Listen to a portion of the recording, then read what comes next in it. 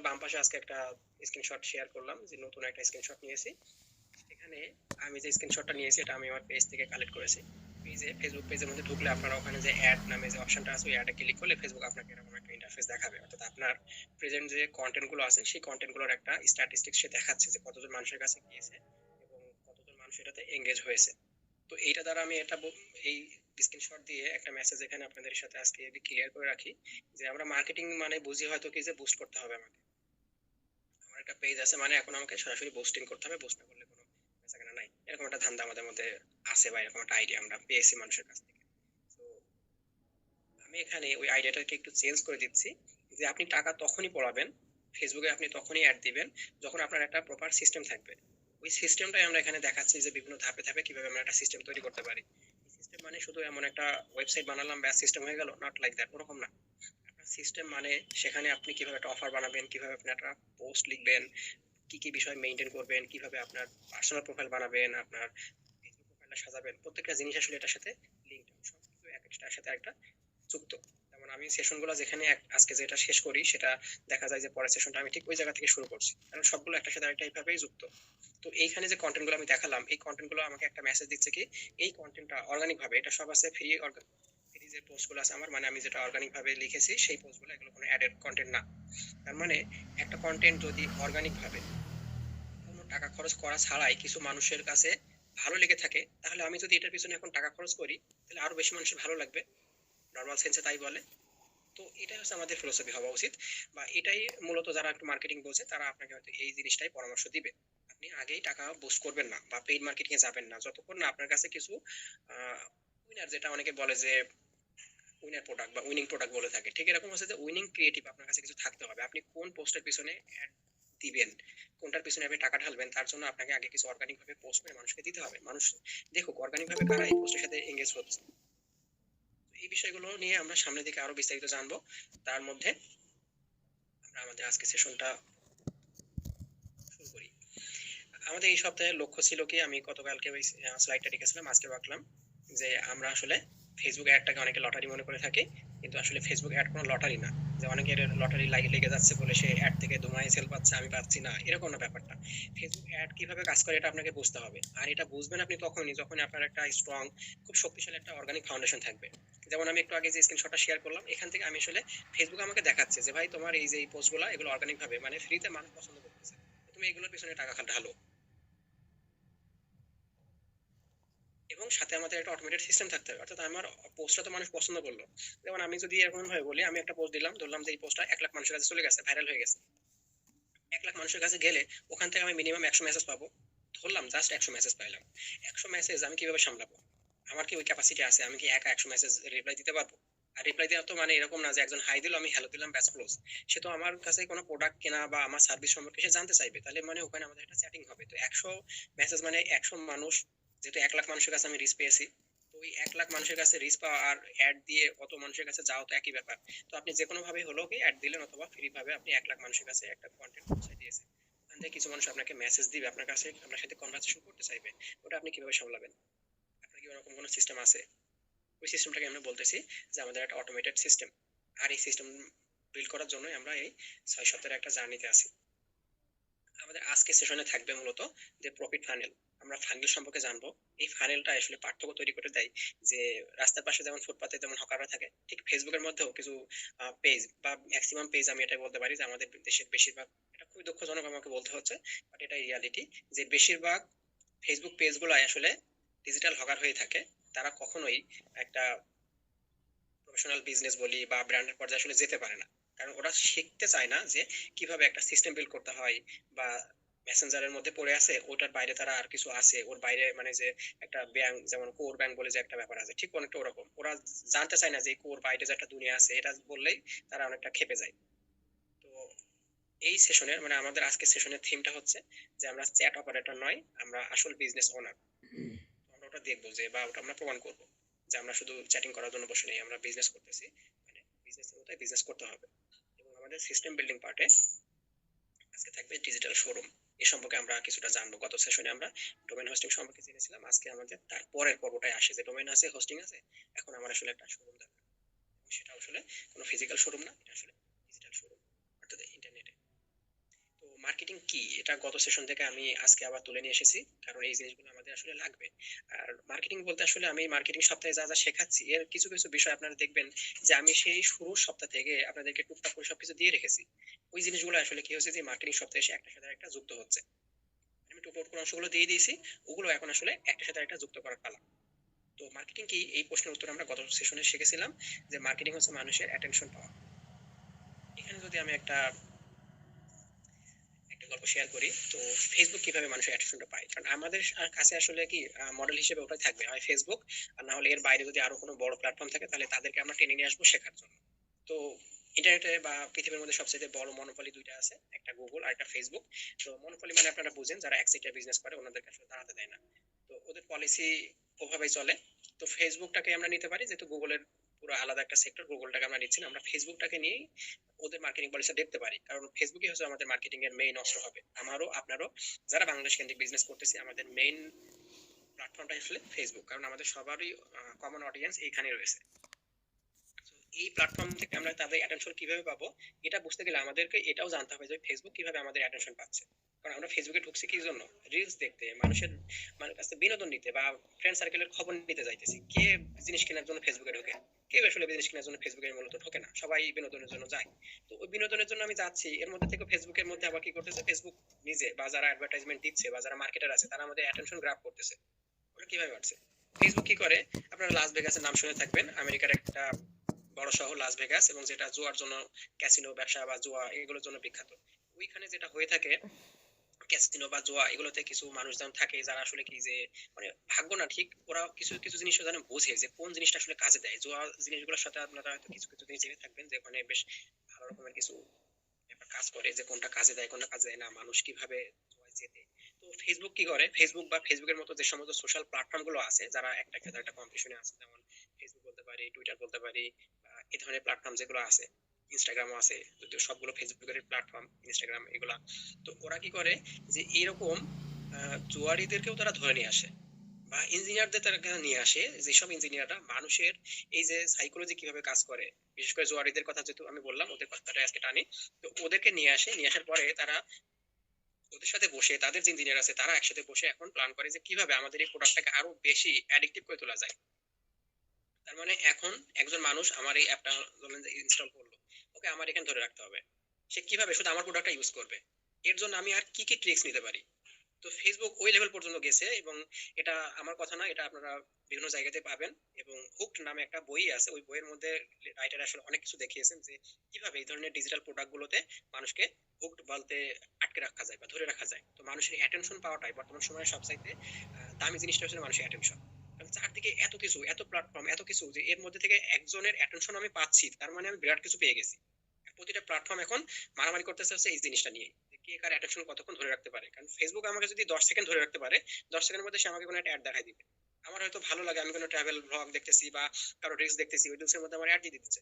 এখন আবার এমন করেছে কি যে কারোর একটা নর্মাল প্রোফাইল, আপনারা যাবেন কারোর পেজে বা প্রোফাইলে, ওই প্রোফাইলে তার পোস্টের মধ্যে মধ্যে সে অ্যাড দিচ্ছে, আপনার নোটিফিকেশনের মধ্যে দেখবেন অ্যাড দিচ্ছে। এমন কোনো জায়গা নেই সে যেখানে সে অ্যাড দিতেছে না। তার মানে আমি যদি ওখানে 1 মিনিট থাকি, ও আমাকে 10টা অ্যাড দেখাচ্ছে। এই 10টা অ্যাডের মধ্যে থেকে কোনো না কোনো অ্যাড আমার মাথার মধ্যে থাকতেছে। আমি কিনছি না হয়তো, আপনি বলতে পারেন যে আমি তো ভাই ফেসবুক থেকে কিনতেছি না। আপনি কিনছেন না, কিন্তু আপনি মার্কেট থেকে তো ঠিকই কিনছেন। আপনি মার্কেট থেকে কিনছেন, ওই কেনার যে সিদ্ধান্তটা, ওই সিদ্ধান্তটা তৈরি হওয়ার পিছনে ওইটাও একটা কারণ। কারণ গত সেশনে আমরা তার আগে সেশনে আমরা দেখেছিলাম যে একটা ব্র্যান্ড যদি 7 বার তার অফার বা তার নামটা আমাদেরকে না দেখায়, তাহলে নর্মালি আমরা ওইটা কেনার সিদ্ধান্ত নেই না। 7 বারের মধ্যে থেকে ফেসবুকে আপনাকে কতবার দেখাচ্ছে, তো মাথার মধ্যে অটোমেটিক সেট হয়ে যাচ্ছে, আপনি ওই ব্র্যান্ডের নাম জানছেন, এবং এইভাবে কোনো কোনো ভাবে আপনি ডিসিশন নিচ্ছেন যে এই জিনিসটা আমাকে এখন কিনতে হবে। তো মার্কেটিং এইটাই, যে আমি কিভাবে মানুষের অ্যাটেনশন পাবো। তো দুঃখজনক হচ্ছে কি, যে আমরা আসলে যারা বাংলাদেশে নর্মালি ছোটখাটো একটা বিজনেস করি, তারা এটা শিখতে চায় না যে এই মার্কেটিং বলতে আসলে কি বোঝায়। যদি কেউ যদি ফ্রিতে বলি, বা যে কেউ যদি একটু ভালো কোনো উদ্যোগ নেয়, তাহলে তাদেরকে আসলে বাকিরা অ্যাটাক করে বা এই ধরনের কিছু করে, যেটা খুবই খারাপ। সবাই নর্মালি যেটা করে, সবাই সেল পোস্ট দিতে থাকে। সেল পোস্ট বলতে কি বোঝাচ্ছি, প্রোডাক্টের ছবি, দাম, আর হয়তো এরকম কোনো ব্যাপার, হয়তো অনেকে দামও দেয় না, ইনবক্সে থাকে। এই যে একটা কালচার আমাদের মধ্যে রয়ে গেছে, এই জিনিসটা আমাদেরকে বলা হতে দেয় না। কারণ এই জিনিসটা কি করতেছে, এটা ফেসবুকের পলিসির পুরো বিপরীতে যাচ্ছে। আপনি ভাবুন যে ফেসবুক যাচ্ছে কি আপনাকে এই প্ল্যাটফর্মে ধরে রাখতে, তার 10 জন অডিয়েন্স আছে, সে চাচ্ছে যে কোনো মূল্যে এই 10 জন অডিয়েন্সকে আরো বেশি সময়ের জন্য ফেসবুকে আটকে রাখতে, ওজন ইউটিউবে না যায়। অন্য কোনো প্ল্যাটফর্মের জন্য না যায়, ও টুইটারের জন্য না যায় বা অন্য কোনো প্ল্যাটফর্মে সে যাবে না, ফেসবুকে থাকবে ও। কারণ ফেসবুকে থাকলে আমি ওকে অ্যাড দেখাতে পারবো। আর অ্যাড থেকে ইনকাম, ফেসবুকের অন্য জায়গা থেকে ইনকাম কথা ভুলে যাই আমরা, কারণ অন্য জায়গা থেকে তার আসলে ইনকাম নাই। ইনকাম তার সব হচ্ছে অ্যাড থেকে। তো যদি এই অ্যাডে যদি সে ধরে রাখতে চায়, তাহলে এখন ধরুন আপনার সামনে সে পরপর লাগাতার 10টা এই সেল পোস্ট দেখাই দিল, আপনি কতক্ষণ ফেসবুকে পড়ে থাকবেন? আপনি টুক করে বেরিয়ে যাবেন। কারণ আমি তো অ্যাড দেখার জন্য, এই মানুষের সেল পোস্ট দেখার জন্য ফেসবুকে পড়ে নেই। কিন্তু আমরা অন্যদের অ্যাড তো দেখতেছি, ওই অ্যাডই তো আসলে একটা সেল পোস্ট। তো ওই সেল পোস্ট গুলো কেমন হয়ে থাকে, মানে যেটা অ্যাড দিয়ে সে আমার কাছে সেল করার চেষ্টা করতেছে, ওইগুলো কেমন হয়ে থাকে? ওইগুলো হয়ে থাকে বিভিন্ন রকমের যে টেকনিক অনুযায়ী তারা বানায়, বা ওইগুলো আসলে আমাদের অ্যাটেনশনটা গ্রাব করতেছে। তো ওরা কিভাবে পারতেছে, আমরা কেন ওই স্ট্র্যাটেজিটা নিচ্ছি না? আমরা অন্যদের অ্যাড দেখতেছি, কিন্তু আমাদের নিজেদের সেল পোস্ট আবার যখন আমরা দিচ্ছি তখন অন্যরা দেখতেছে না। তো ভাই পার্থক্যটা তাহলে কোথায়? আমাদেরকে ওই জিনিসটাই বুঝতে হবে। আমি যখন সেল পোস্ট দিচ্ছি তখন মানুষ এটা দেখতেছে না, কিন্তু অন্যদের সেল পোস্ট আবার আমরা ঠিকই বসে বসে দেখতেছি। আমরা তো অ্যাড দিলে আমরা দেখতেছি, অনেকের অ্যাড দেখতেছি, আমি আমি নিজেও দেখি। আমি মার্কেটার তো কি হয়েছে, আমি নিজেও দেখি, আপনিও দেখেন, সবাই দেখে আমরা। তো ওই পার্থক্যটুকু আমাদের বুঝতে হবে যে ওদের অ্যাড আমরা দেখতেছি, কিন্তু আমাদের সেল পোস্ট যেটা আমাদের নিজেদের জন্য অ্যাড, সেটা মানুষ দেখতেছে না। তো এখানে চলে আসতেছে যে অ্যাটেনশন গ্রাব করার কথা যেহেতু বললাম, তো আমরা নর্মালি তাহলে কি করি, আমরা সবাই আসলে ইনবক্স ট্র্যাপ নামক একটা জায়গার মধ্যে আটকে থাকি। তো এটাই আসলে আমাদের সাইলেন্ট কিলার। যে এটা কি করতেছে দেখুন, আপনি একটা পোস্ট লিখলেন, পোস্টের মধ্যে বললেন কি অর্ডার করতে ইনবক্সে যান। তো যখনই মেয়েটা দেখবে যে আপনি একজনকে ইনবক্সে ডাকতেছেন, তখনই সে বুঝতেছে কি ইনবক্সে যাওয়া মানে আসলে কি, যে এইখানে এঙ্গেজমেন্টটা নষ্ট হয়ে গেল, এই পোস্টার এঙ্গেজমেন্ট হবে না। তখন এই মেটা কি করে, যে ওই পোস্টার রিচটা সে কমায় দেয়। কারণ আপনি ওকে ইনবক্সে ডেকে নিয়ে যাইতেছেন, এখন ইনবক্সে গিয়ে আপনার পার্সোনাল যে সেটিং হবে ওইখান থেকে ফেসবুকে জানার অপশন থাকে না যে এই লোকটার সাথে তার সেলটা ক্লোজ হলো কিনা। তাহলে ফেসবুক যদি না জানে যে আপনি ওর কাছ থেকে সেল করছেন, তাহলে ও ওখানে আপনার ওই সেলের মধ্যে ভাগ বসাতে পারতেছে না। তো ওর একটা ব্যাপার, একটা কি সমস্যা হয়ে যাচ্ছে না? তো এই কারণে হয় কি, যখনই আমরা কোনো পোস্টের মধ্যে লিখি যে ইনবক্স, ইনবক্স শব্দটা থাকা মানেই হচ্ছে ইনবক্স, মেসেজ বা এই ধরনের জাতীয় শব্দগুলো, যদিও ইনবক্সটাকে একটা টার্গেটেড ওয়ার্ড বলা যেতে পারে, এগুলো যদি ওরা ক্লোজ করে না, কিন্তু মার্কেটার কমিউনিটিতে এগুলো প্রচলিত যে এই ধরনের ওয়ার্ড গুলো দিলে কি হয়, মেটা এগুলোর রিচ অটোমেটিক কমায় দেয়।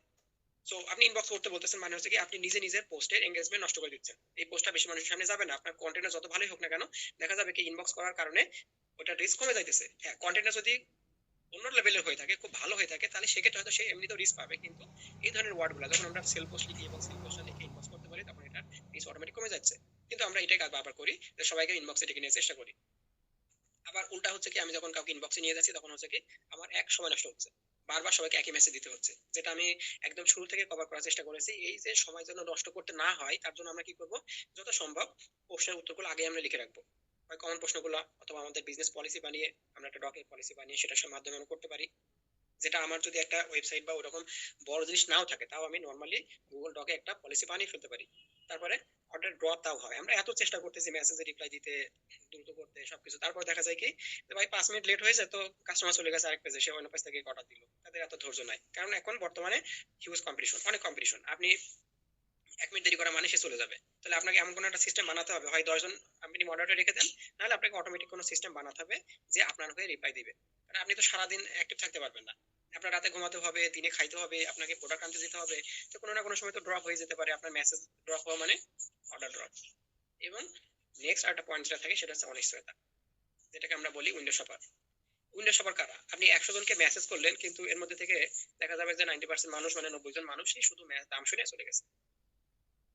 তার মানে হলো কি, আপনি ভুল মানুষের পেছনে সময় দিলেন, আপনার সময়টা নষ্ট হয়ে গেল। বোঝার উপায় থাকে না, তো মানুষ যখন দাম জানতে চায়, দাম জানার পরে কি সে ঘোস্টিং করে। ঘোস্টিং মানে হচ্ছে দাম শুনলো, তারপরে কোনো রিপ্লাই দিল না। কারণ হয়েছে কি, যে ছবিটা দেখে অথবা আপনার অ্যাডটার ক্রিয়েটিভ দেখে হয়তো তার ভালো লাগছে।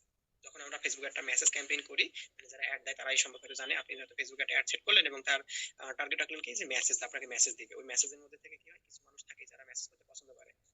মেসেজ দিতে হচ্ছে, তো দিব না কেন, দিলাম একটা মেসেজ। দেওয়ার পরে আপনি দাম বলেছেন, দাম শোনার পরে আমার আগ্রহ চলে গেছে, এর সাথে আমি আর মেসেজ অ্যাডই করবো না, আপনার সাথে সে ক্লোজ করে দিয়ে সে বেরোয় গেল। এরকমই হয়। তো আপনি আবার এরকম হলো যে আপনি একজনকে ইনবক্সে ডেকে নিয়ে গেলেন। এবার ইনবক্সে নিয়ে গেছেন, আপনি তো ভাবতেছেন যে ঠিক আছে, অনেক কিছু জিতে গেছি, এই লোক আসছে ইনবক্সে, মানে এর কাছে এখন কিছু না। কিন্তু আপনার দাম শোনার পরে কি হলো, সে নির্বাক হয়ে গেছে, সে চুপ হয়ে গেছে, সে এখন রিপ্লাই দিচ্ছে না। তো এইভাবে হলো কি, যে আপনি তো আপনার পোস্টের এঙ্গেজমেন্ট নষ্ট করে ফেললেন। কারণ মেটা যখন দেখবে যে ইনবক্সে ডেকে নিয়ে যাচ্ছে মানুষকে, যেখান থেকে সে আসলে ট্র্যাক করতে পারে না। কারণ ফেসবুক যদি ট্র্যাক করতে না পারে যে কতজনের কাছে সে সেল করলো, তাহলে ওই ধরনের পোস্টে সে নর্মালি রিচ দেয় না। সেল পোস্টের ক্ষেত্রে এগুলো বলতেছি, যেগুলো আমরা বিক্রি করার চেষ্টা করি, নট এন্টারটেইনমেন্ট পোস্ট বা ওই টাইপ। ওদের কথা আমি বলেছিলাম যে ওদেরটা আলাদাভাবে হিসাব হয়, ওদেরকে ফেসবুক এমনিতেই রিচ দেয়, কারণ ওদের মাধ্যমে ওরা মূলত আমাদের মতো জেনারেল অডিয়েন্সকে ধরে রাখে। কিন্তু আপনি যখন ব্যবসা করতেছেন তখন আপনাকে এটা মাথায় রাখতে হবে যে আপনার কন্টেন্টের এঙ্গেজমেন্ট কিসে বাড়াবে। তো এই যে তিনটা পয়েন্ট আমরা বললাম, এর মাধ্যমে আমরা হই কি, আমরা আসলে ব্যবসার মালিক না হয়ে আমরা একটা চ্যাট অপারেটর হয়ে থাকি। তো এই সলিউশনটা কি? এই সলিউশনটাই হচ্ছে যে আপনার একটা ডিজিটাল শোরুম, যেটা আপনার একটা ডিজিটাল অ্যাসেট হয়ে থাকবে। তো এই অ্যাসেটটা আসলে কি করবে? আপনি রাত দিন যে কোনো সময় আপনি অ্যাক্টিভ না থাকতে পারলেও কি হবে, এ আপনার হয়ে কাস্টমারকে আপনার পলিসি দেখাবে, আপনার প্রোডাক্ট দেখাবে এবং কাস্টমারের কাছ থেকে অর্ডার নিবে। তারপর আর কি হতে পারে, ফেসবুক পেজের মধ্যে কি হয় যে এরকম কোনো গোছালো জিনিস থাকে না, যেটা আমরা একটু পরে আবারও দেখবো যে গোছালো বলতে আমরা আসলে কি বোঝাচ্ছি। ফেসবুক পেজের মধ্যে ভাবুন আপনি একটা পোস্ট দিয়েছেন, সেখানে অনেক লেখা টাকা থাকবে, তারপরে ছবি থাকবে, একটার পর একটা এক জায়গার মধ্যে অগোছালো হবে, তারপর কমেন্ট টমেন্টে গিয়ে হয়তো মানুষকে দাম জিজ্ঞেস করতে হবে বা প্রোডাক্ট সম্পর্কে কোনো কোশ্চেন থাকলে করতে হবে, তারপরে সে অর্ডার দিতে পারবে। তো এইভাবে কে যাবে বা কতজন নিবে এইভাবে? তারপর ফিল্টারিং এর অপশন নাই, যেমন ফেসবুকে মেসেজ দেওয়া খুব ইজি, মানুষ আপনাকে একেবারে লিমিট ছাড়া মেসেজ দিচ্ছে, তো ওদের থেকে আপনি ফিল্টার করতে পারতেছেন যে কারা আসলে সিরিয়াস। তো ইনবক্সের যে ভিড় একটা থাকলো, ওইটা থেকে আমরা ফিল্টার কিভাবে করতে পারি? আমি আগে যদি ফিল্টার করে নিতে পারি যে যার মধ্যে থেকে অন্তত সিরিয়াস আছে, এরা আমাকে মেসেজ দিক। ওরকম মানুষ ফিল্টার করতে গেলে আমরা কি করতে পারি, আমরা এরকম একটা ডিজিটাল শোরুম সেট করতে পারি। ডিজিটাল শোরুম বলতে, ডিজিটাল শোরুম শব্দটা আসলে আমি ইন্ট্রোডিউস করেছি এখানে, এটা বলতে আপনি নর্মাল একটা ওয়েবসাইটকে বোঝাতে পারেন, কিন্তু আমার এখানে কিছুটা ভিন্নতা আছে, এই জন্য আমি ডিজিটাল শোরুম শব্দটা ব্যবহার করতে পছন্দ করি। এখানে হলো কি, আপনার ট্রাফিক যেটা আমরা গত সেশনে দেখেছিলাম যে তিন ধরনের ট্রাফিক থাকে, একটা অচেনা লোক হতে পারে, তারপর সে আপনাকে কিছুটা চিনলো, এন্ড দেন লাস্টে হলো কি, যেটাকে আমরা বলতেছিলাম hot topic, cold traffic, on topic এবং হট টপিক। তো এই যে ট্রাফিক থাকলো, এই ট্রাফিক আমাদের কাস্টমার রূপান্তর হতে পারে। আমাদের যদি এরকম একটা ডিজিটাল শোরুম থাকে, সেখানে আমাকে রাত জেগে বসে থাকতে হবে না, অথবা এটা অটোমেটিক ভাবে কাজ করতে থাকবে। তো এর পরের স্লাইডে আমরা যাই যে ল্যান্ডিং পেজের স্ট্র্যাটেজি আমরা একটু শিখি। ল্যান্ডিং পেজ বলতে আমরা কি বুঝি, বা ল্যান্ডিং পেজ বলে একটা টার্মস পরিচিত আছে মার্কেটিং এ, অথবা অনেকে এটা বলে থাকে যে ল্যান্ডিং পেজ আসলে ল্যান্ডিং পেজটা কি? ল্যান্ডিং পেজ বলতে আসলে কি, যে আপনার ধরুন একটা প্রোডাক্ট আছে, যেমন একটা সিঙ্গেল প্রোডাক্ট ধরে নিলাম যে আপনার স্কিন কেয়ার প্রোডাক্ট আছে, অথবা আপনার মাশরুম বিক্রি করছেন, অথবা আপনি প্ল্যাটফর্ম বিক্রি করছেন, অথবা যে কোনো আপনি ড্রেস সেল করছেন। এখন এই প্রোডাক্টটা আপনি একজনকে দেখাবেন, ধরুন ফেসবুকে তো আসলে এভাবে দেখানো সম্ভব হয় না। ফেসবুকে কি করে, আমরা একটা পোস্ট লিখতে পারি, যে পোস্টের মধ্যে আমরা কিছু কন্টেন্ট মানে লেখা টেক্সট কন্টেন্ট দিতে পারি, তারপরে কিছু ছবি দিতে পারি অথবা ভিডিও দিতে পারি, ব্যাস এতটুকুই। কারোর কোশ্চেন থাকলে সে হয়তো কমেন্টে এসে করতে পারতেছে, শেয়ার করতে পারতেছে, এই ধরনের ব্যাপারটা থাকে। তো এখানে হলো কি, এই জিনিসগুলো আসলে কি অগোছালো। আপনি যে ফেসবুকের মধ্যে যে তিনটা ছবি অ্যাড করবেন, এই ছবির সাথে কি লেখা টাকা আছে না আছে, এই ধরনের জিনিসগুলো আমরা এখানে বোঝাতে পারি না। তো এরকম যদি কোনো অপশন থাকে, যেখানে আমি কি করলাম, যে আমার এই যে প্রোডাক্টটা আছে, এই প্রোডাক্টটা কাস্টমারের কোন সমস্যার সমাধান করবে, যেটা আমরা শুরু থেকে দেখে আসছি, ওই সমস্যাটা আমি শুরুতে লিখলাম। লেখার পর কি করলাম, আমি কাস্টমারের একটা ছবি স্টোরি এখানে দিয়ে দিলাম। কাস্টমারের স্টোরি বলতে কি, আমার যে কাস্টমারের সমস্যা, ওই সমস্যার সাথে তার লাইফের কি স্টোরি আছে, এরকম কোনো কিছু আমি এখানে শেয়ার করলাম। তারপর কি করলাম, আমি এই সমস্যা সমাধান করার জন্য কোনো একটা সলিউশন নিশ্চয়ই বানিয়েছি, আমার যে প্রোডাক্ট বা সার্ভিস সেটা। তো এটা আমি একটা অফার বানিয়ে তাদের সামনে শো করব। সেই অফারটা আমরা এখন লাস্টে দিয়ে দিলাম। যদি এখানে কোনো ছবি থাকে যেটা স্টোরির সাথে কানেক্ট করবে অথবা অফারের পরে কানেক্ট করবে, সেটা আমি সেই অংশের কাছে যুক্ত করলাম। তাহলে এবার দেখুন তো, এই যে তিনটা জিনিস, যে প্রথমে একটা বললাম কি, যে কোনো একটা প্রশ্ন অথবা কোনো একটা লাইন যেটা কাস্টমারকে থামাই দিবে, ওটা দেখার সাথে সাথে এসে থেমে যাবে। তারপর দেখবে যে তার কোনো স্টোরি, তার জীবনের সাথে মিলে যাচ্ছে এরকম কোনো একটা স্টোরি এখানে লেখা হয়েছে, সেই স্টোরিটা পড়তে শুরু করে দিল। দেন লাস্টে কি হলো, সেই একটা অফার পাইলো। সে কাস্টমার এরকম বলে যে আরে, এ তো আমার লাইফ স্টোরি, তাহলে এই অফারটা তার পছন্দ হলো, দেন সে আপনার কাছ থেকে অর্ডার করলো। এই জিনিসটাকে এই জিনিসটাকে বলা হয় এইচএসও ফ্রেমওয়ার্ক। এইচএসও তিনটা শব্দের ইনিশিয়াল লেটার নিয়ে বানানো হয়েছে। এইচ থেকে আসে হুক, যেটা 3 সেকেন্ডের মধ্যে যদি এমন কোনো একটা পেইন পয়েন্ট, বর্তমান কাস্টমারের লাইফের কোনো পেইন পয়েন্ট নিয়ে যদি আপনি তাকে একটা লাইনে থামাতে পারেন, তাহলে ওইটাকে আমরা বলবো একটা হুক। হুক দিয়ে বলতে যেমন বড়শি যেমন বোঝায় আমরা মাছকে আটকে আটকে ধরি, ঠিক হুক বলতে ওটাই বোঝাচ্ছে, যেটা দিয়ে আপনি কাস্টমারকে আটকে ধরবেন, ও আর কোথাও দেখাতে যাইতে পারবে না, অন্তত আপনার এই পুরো জিনিসটা শেষ না হওয়া পর্যন্ত, যতক্ষণ পর্যন্ত আপনি ধরে রাখতে পারতেছেন। একটা লাইনে যদি আপনি রাখেন, তো সেটা একটা প্রশ্ন হতে পারে, যে কোনো নর্মাল একটা সেন্টেন্স হতে পারে, মানে যে কোনো কিছু হতে পারে। ইভেন একটা ছবিও আপনার হুক হিসেবে কাজ করতে পারে। আপনি কিভাবে ওটাকে সাজাচ্ছেন তার উপর ডিপেন্ড করবে। তো হুক, দেন তারপরে একটা স্টোরি। স্টোরিটা কেমন হবে, কাস্টমার লাইফের প্রবলেম বলবে, তার লাইফের কি কি সমস্যা আছে, সব না, সেখান থেকে আমরা কোনটাকে বাছাই করতেছি, কারণ অনেকগুলো যদি দেই, তাহলে এবার এটা আসলে আর কি কোনো মার্কেটিং এর পর্যায়ে থাকতেছে না, ওটা এখন হয়ে গেল কি, তার লাইফ স্টাইল হয়ে যাইতেছে, ওখানে আমরা তাকে হারাই ফেলবো, বরং সে ডিস্ট্রাক্ট হয়ে যাবে যে এত সমস্যা আছে। তাহলে এখন সে কনফিউজ হয়ে যাবে যে কোনটাকে আমি হাইলাইট করতেছি বা কি করতেছি। তারপর আপনার গডফাদার অফার থাকবে। গডফাদার অফার সম্পর্কে আমরা এরকম কিছু জেনে আসছি যে এমন একটা ডিল যা সে মিস করতে পারবে না। মানে যেমন আপনি একটা ডিসকাউন্ট দিলেন, সাথে একটা ওয়ারেন্টি দিয়ে দিয়েছেন, সাথে আবার কিছু ফ্রি গিফটও দিয়ে দিয়েছেন। এই তিনটা জিনিস যখন হুক, স্টোরি এবং গডফাদার অফার, তিনটা জিনিস যখন একটা সাথে একটা কানেক্ট হয়ে যাবে, তখন একজন কাস্টমার ঠিকই এখানে ধরা খাবে। শুধু হুক দিয়ে হবে না, শুধু স্টোরি দিয়ে হবে না, তার সাথে একটা অফার থাকতে হবে। তো আপনি হুক দিয়ে তাকে আটকায় রাখলেন, স্টোরি দিয়ে তাকে কানেক্ট করলেন, কিন্তু তাকে ফাইনালি তার পকেট থেকে টাকা বের করার জন্য আপনার একটা অফার থাকতে হবে। যদি অফার না দিতে পারেন তাহলে দেখা যাবে কি স্টোরি বললো ভালো লাগলো, তারপর সে চলে গেল, আপনার অফার ভালো লাগলো না, তার পকেট থেকে টাকা নিতে হবে। মার্কেটিং বলতে আমরা ওটাই বুঝেছিলাম না, যে কাস্টমারের মাথার মধ্যে কি আছে এটা পড়ে তার পকেট থেকে আমার টাকা বের করতে হবে। তো একটা ল্যান্ডিং পেজ, এই ল্যান্ডিং পেজটা আসলে কি হয়, বিভিন্ন যে ওয়েব পেজ আমরা বলি, ইন্টারনেটে যে এরকম একটা পেজ থাকে, ওইগুলোকে আমরা পরবর্তীতে বলছি কি যে ওয়েবসাইট। ওয়েবসাইটে শুধু একটা পেজ থাকে না, ওয়েবসাইটে অনেকগুলো পেজ থাকতে পারে। তো নর্মালি যাদের একটা প্রোডাক্ট আছে বা একটা সিঙ্গেল প্রোডাক্টকে সে প্রমোট করতে চাচ্ছে, কোনো একটা সার্ভিসকে প্রমোট করতে চাচ্ছে, তখন তারা এই স্টেপে আগাতে পারে। আপনার একটা ওয়েবসাইট আছে, সেখানেও একটা হোম পেজ থাকতে পারে, অথবা আপনি একটা প্রোডাক্টকে প্রেজেন্ট করবেন, সেখানে আপনি এই তিনটা জিনিস অন্তত থাকবে, বা তিনটা জিনিস রাখা হয়। হোক, তারপর স্টোরি, তারপর হচ্ছে অফার। আপনি যখন নর্মাল একটা পোস্ট লিখবেন, ওই পোস্টের মধ্যেও আপনি এই রকম ফরম্যাটে লিখতে পারেন যে আপনার এখানে একটা হোক আছে কিনা, ওখানে কোনো একটা কানেক্ট করার মতো স্টোরি থাকছে কিনা। সেটা আপনার পার্সোনাল স্টোরি হতে পারে, সেটা কোনো সে কোনো অন্য কোনো পূর্বের কোনো কাস্টমারের লাইফ থেকে নেওয়া হতে পারে। এন্ড দেন লাস্ট হচ্ছে আপনার কোনো অফার আছে কিনা। আপনি যখন নর্মাল একটা পোস্ট লিখবেন, যখন আপনি একটা ল্যান্ডিং পেজ বানাবেন, তখন আপনাকে এই তিনটা জিনিস অন্তত ফলো করতে হবে। এই তিনটা অন্তত মাস্ট, তা নাহলে কাস্টমার থাকবে না। সো আজকের সবচেয়ে গুরুত্বপূর্ণ পার্ট, আমরা এখন চলে এসেছি আমাদের ফানেল পার্টে। তো এই ফানেল পার্ট, এই ফানেল নিয়ে আমরা অনেক কথাবার্তা বলতেছি। ফানেল কি আসলে সেটা দেখি। ফানেল আসলে হলো কি, যে আমরা যে গতদিন তিন ধরনের ট্রাফিক দেখেছিলাম, একটা হচ্ছে অচেনা। যেমন আপনারা যারা এখানে জয়েন করেছেন বা এই সেশনে ওয়ার্কশপের মধ্যে প্রথম দিকে প্রায় 50 জনের মতো মানুষ অ্যাপ্লাই করেছিল। আমি সবাইকে অ্যাপ্লাই করার জন্য বলিনি, আমি বলেছি যারা সিরিয়াস শুধুমাত্র তারা, তাদেরকে আমি জয়েন করার জন্য বলেছি। তার মধ্যে থেকে 50 জন জয়েন করেছে। তো এরা হলো কি, যে একটা লার্জ সংখ্যক মানুষ। বর্তমানে এইখানে দেখুন, এই ছবিটা নিয়ে মাঝখানে এখানে ধরলাম, এখানে 50 জন মানুষ ছিল। এটা অচেনা, কারণ আমি যখন এই মার্কেটিংটা শুরু করেছি ওয়ার্কশপ নিয়ে, তখন আসলে কি আমি ওইটা দিয়ে বড় পরিসরে একটা মার্কেটিং শুরু করেছি, যে তাদেরকে আমি লাইভ এরকম একটা ওয়ার্কশপ করাবো। এর আগে এরকম কোনো কিছু দেইনি, তাহলে ওটা আমার জন্য, তারা আমার কাছে আসলে কি অচেনা লোক, বা আমি তাদের কাছে অচেনা লোক। ঠিক আছে। সো 50 জন মানুষের কাছে আমি অচেনা একটা লোক। তারা কি করলো, তারা অ্যাপ্লাই করলো। প্রথম দিন দেখা গেল কি, যে তারা কিছু মানুষজন প্রথম সেশনে এসেছে, প্রায় 20 জনের, 20+ মানুষজন প্রথম সেশনেই জয়েন করেছিল, এবং তারা বেশ কিছু সেশনও পরবর্তীতে অনেকে কি রেকর্ড দেখে নিয়েছে। সেকেন্ড সেশনে হলো কি, ওই সংখ্যাটা প্রায় অর্ধেকের মতো হয়ে গেল, 10 থেকে 15 জনের মতো হয়ে গেছে, প্রায় প্রায় কাছাকাছি অর্ধেকের মতো। তারপর থেকে সেশনটা দেখা গেল কি, যে 10-এর নিচে না শুরু করলো, এবং এখন পর্যন্ত দেখা যায় কি, যে 5-6 জন মতো তো আপনাদের সেশনে প্রেজেন্ট থাকে, লাইভ থাকে। আর কিছু মানুষ আছে যারা রেকর্ড দেওয়া হয়, রেকর্ডটা দেখে নেয়। তো গড়ে আমি ধরতে পারি কি, ওই 10, 15, 20 হবে, হতে পারে ওরকম একটা সেশন ধরলাম, যে 15 জনের মতো, 12 থেকে 15 জনের মতো মানুষ এই যে কন্টেন্ট আমি এখানে দিচ্ছি তারা দেখতেছে। তো আমরা চতুর্থ সপ্তাহের মিডিল পয়েন্টে আছি। এটা 6 সপ্তাহের একটা ওয়ার্কশপ। তো সেখানে দেখুন, 50 জন নিয়ে আমরা জার্নিটা শুরু করেছিলাম। আসলে 50 জন নিয়ে শুরু করিনি। আমি তো ফেসবুকে পোস্ট করছি, মানে কি ফেসবুকে যারাই আছে, একটা গ্রুপের মেম্বার 2 লাখ মেম্বার আছে, তার মধ্যে আমি একটা পোস্ট করতেছি, মানে কি 2 লাখ মেম্বারই কাছে এই পোস্টটা যাচ্ছে। তার মধ্যে থেকে সবাই কিন্তু এই আমার যে অফারটা ছিল সেই অফারে সাড়া দেয়নি। তার মানে আমি একটা কিছু শুরু করার চেষ্টা করতেছি, সেটা আমি অনেকগুলো মানুষকে আগে জানালাম। তার মধ্যে থেকে কিছু মানুষ অন্তত আমার এই জিনিসটা দেখে অ্যাওয়ার হয়েছে, আবার মানে সচেতন হয়েছে যে এই লোকটা কিছুটা করতেছে। তারা অ্যাওয়ারটা হয়েছে। এরপর কি হয়েছে, তারা আমার পোস্টটা যখন পড়লো, পড়ার পরে তার কিছু ইন্টারেস্ট দেখাইছে। কতজন ইন্টারেস্ট দেখাইছে, 50 জনের মতো মানুষ।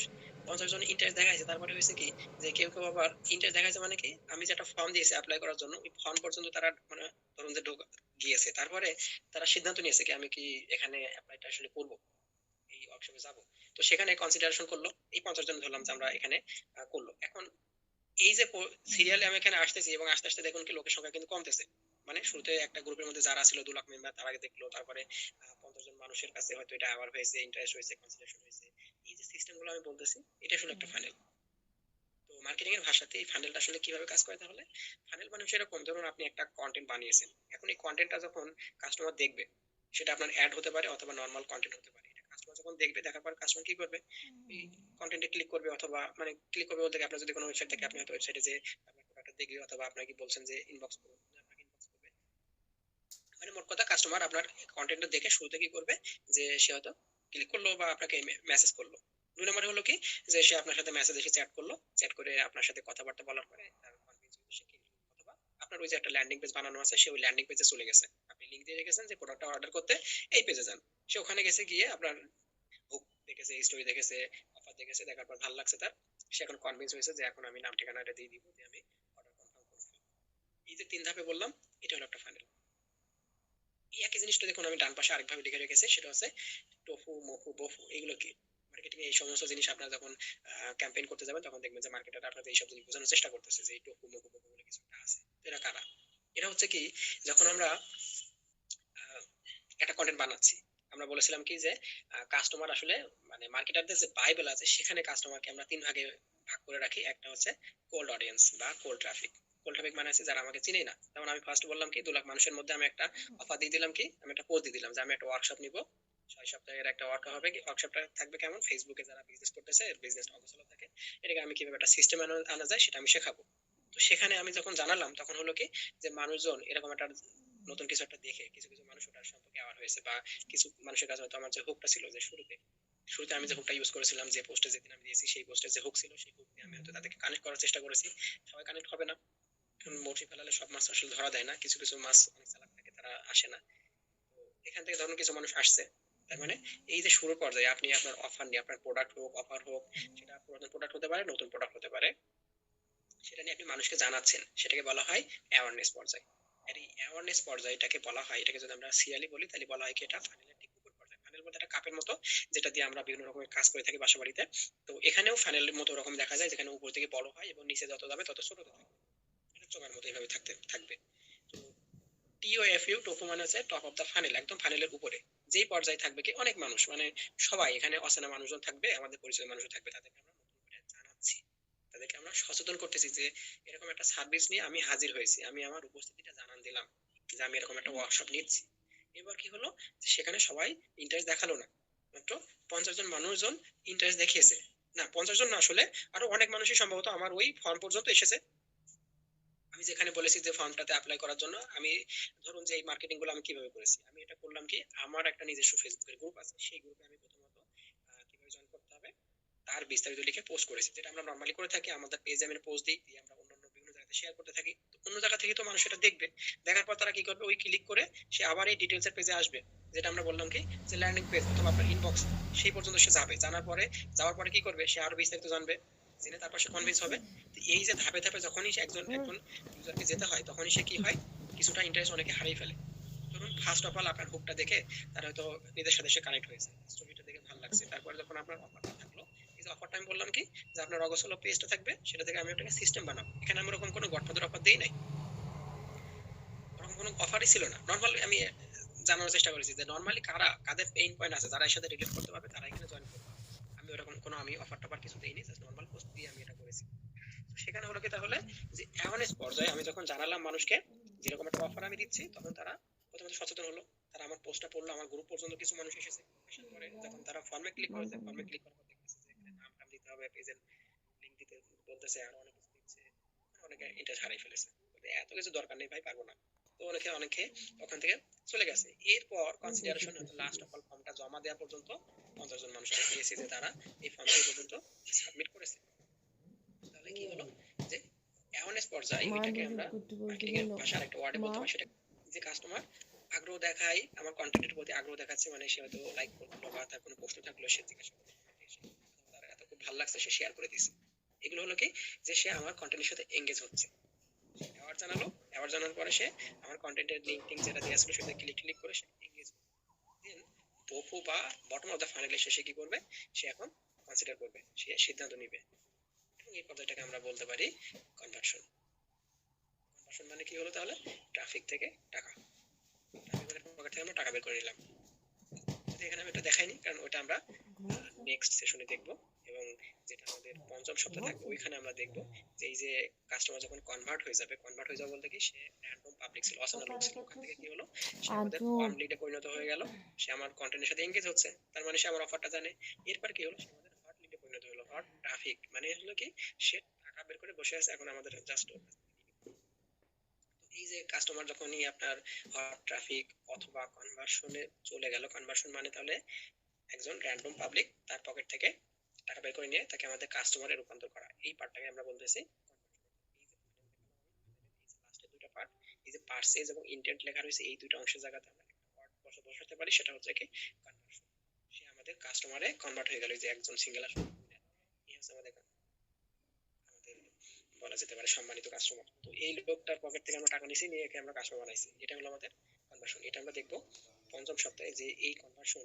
এরপরে আরো কিছু জিনিস থাকে যে কাস্টমারকে সে এত বেশি আমাদের জিনিস তার ভালো লাগছে, এখন সে কি হয়ে গেছে, সে আমাদের লয়াল অ্যাডভোকেট হয়ে গেছে, সে আমাদের হয়ে এখন মানুষের কাছে প্রচার করতেছে। এরকম পর্যায়গুলো কিভাবে করা যায় সেটা আমরা ওইখানে দেখবো, মানে ফাইনালিটি পার্ট। তো তাহলে একটা ফানেল আসলে কিভাবে কাজ করে, একটা ফানেলের মধ্যে আমরা দেখবো যে আমি যদি অ্যাওয়ারনেস, ইন্টারেস্ট, কনসিডারেশন এইরকম লেভেলে ভাগ করি এটাকে, এটাও যা বোঝাচ্ছে, টপু মপু যা বলি না কেন এটাও সেই সেম জিনিসটাই বোঝাচ্ছে। টপু বলতে আমরা কি বোঝাই, টপু ওয়ার্ড দ্বারা বোঝাই কি, যে টপ অফ দ্য ফানেল। এই ফানেল এটা যখন কেউ বলবে যে আপনাকে প্রথমত টপু নিয়ে কাজ করতে হবে, টপু বলতে সে বোঝাচ্ছে কি, আপনি কাস্টমারকে প্রথমত এমন কন্টেন্ট দিবেন সেটা দিয়ে সে আপনার প্রোডাক্ট সম্পর্কে অ্যাওয়ার হবে, সচেতন হবে, তার কাছে সেল করবেন না। আমরা কি করি, ফার্স্ট ডে নিয়ে ধুমধাম সেল করা শুরু করে দিই, এই প্রোডাক্ট এই দাম, নিবা কিনা বলো, এই হচ্ছে কথা আমাদের। তো ওইটা হলো কি, যে আমরা ফাইনালটাকে ব্রেক করলাম। যখন আমরা এরকম কাজ করতেছি, আমার কোনো ফাইনাল নাই। তো ফাইনাল কথা তো বুঝলাম আসলে। তো এই একটা সিরিজ আমি এখানে দেখালাম যে আমাদের প্রথমত কি করতে হয়, কাস্টমারকে অ্যাওয়ার করতে হয়। অ্যাওয়ার করার পরে কি করতে হবে, তাকে এঙ্গেজ করতে হবে, আমাদের কন্টেন্টের সাথে তাকে এঙ্গেজ করতে হবে, এবং তারপরে তার পকেট থেকে টাকা নেওয়ার একটা ব্যবস্থা করতে হবে। তিন ধাপ, টপু মপু বফু। এই টপু মপু বফু বলতে পারি, অথবা অ্যাওয়ারনেস, ইন্টারেস্ট, কনসিডারেশন এভাবে বলতে পারি, যার যেটা মনে রাখতে সুবিধা সেভাবে এটাকে বলতে পারি, দুটো একই জিনিস। তো আমরা এখন টপু মপু বফু এই তিনটা ওয়ার্ড দিয়ে পরিচয় এই জিনিসটাকে শিখবো। যে আমি যখন একটা কন্টেন্টে বোঝাচ্ছি, যে একটা ওয়ার্কশপ নিয়ে বোঝালাম, এখানে আমি একটা কন্টেন্টের ফ্লোতে আপনাকে বোঝাইছি, কিন্তু বিষয়টা আসলে এভাবে কাজ করে না। ধরুন যে আমরা যখন একটা ক্যাম্পেইন করি, একটা মার্কেটিং ক্যাম্পেইন করি, যেমন অ্যাড ক্যাম্পেইন করলে অনেকেই বলে যে বুস্টিং গেলে, মার্কেটার আবার বলে ভাই বুস্টিং না করে আপনি অ্যাড ক্যাম্পেইন করেন। কারণ বুস্টিং আপনি একটা পোস্টে বুস্ট করে দিবেন, এখানে তার ইনকাম কম, আপনি একটা অ্যাড ক্যাম্পেইন করবেন মানে তার মেলা টাকা আছে, তো আপনাকে দিয়ে সে অ্যাড ক্যাম্পেইন করে তার লাভ আছে। এখানে আপনারও লাভ আছে, বাট মার্কেটারেরও লাভ আছে। তো মার্কেটার যখন আপনাকে বলতেছে ভাই অ্যাড ক্যাম্পেইন করান, এটা দেশে কি বোঝাচ্ছে, এটা দেশে বোঝাচ্ছে কি, আপনি অন্তত তিন ধরনের কন্টেন্ট বানাবেন। একটা হবে কি টফু কন্টেন্ট, তারপর হবে মফু কন্টেন্ট, আর তারপর হবে বফু কন্টেন্ট। মানে হচ্ছে যে ধরুন আপনি কিছু কন্টেন্ট বানাবেন যার উদ্দেশ্য থাকবে সে কাস্টমারকে সচেতন করা, যে আমার কাছে এই প্রোডাক্টটা অথবা এই সার্ভিসটা আছে।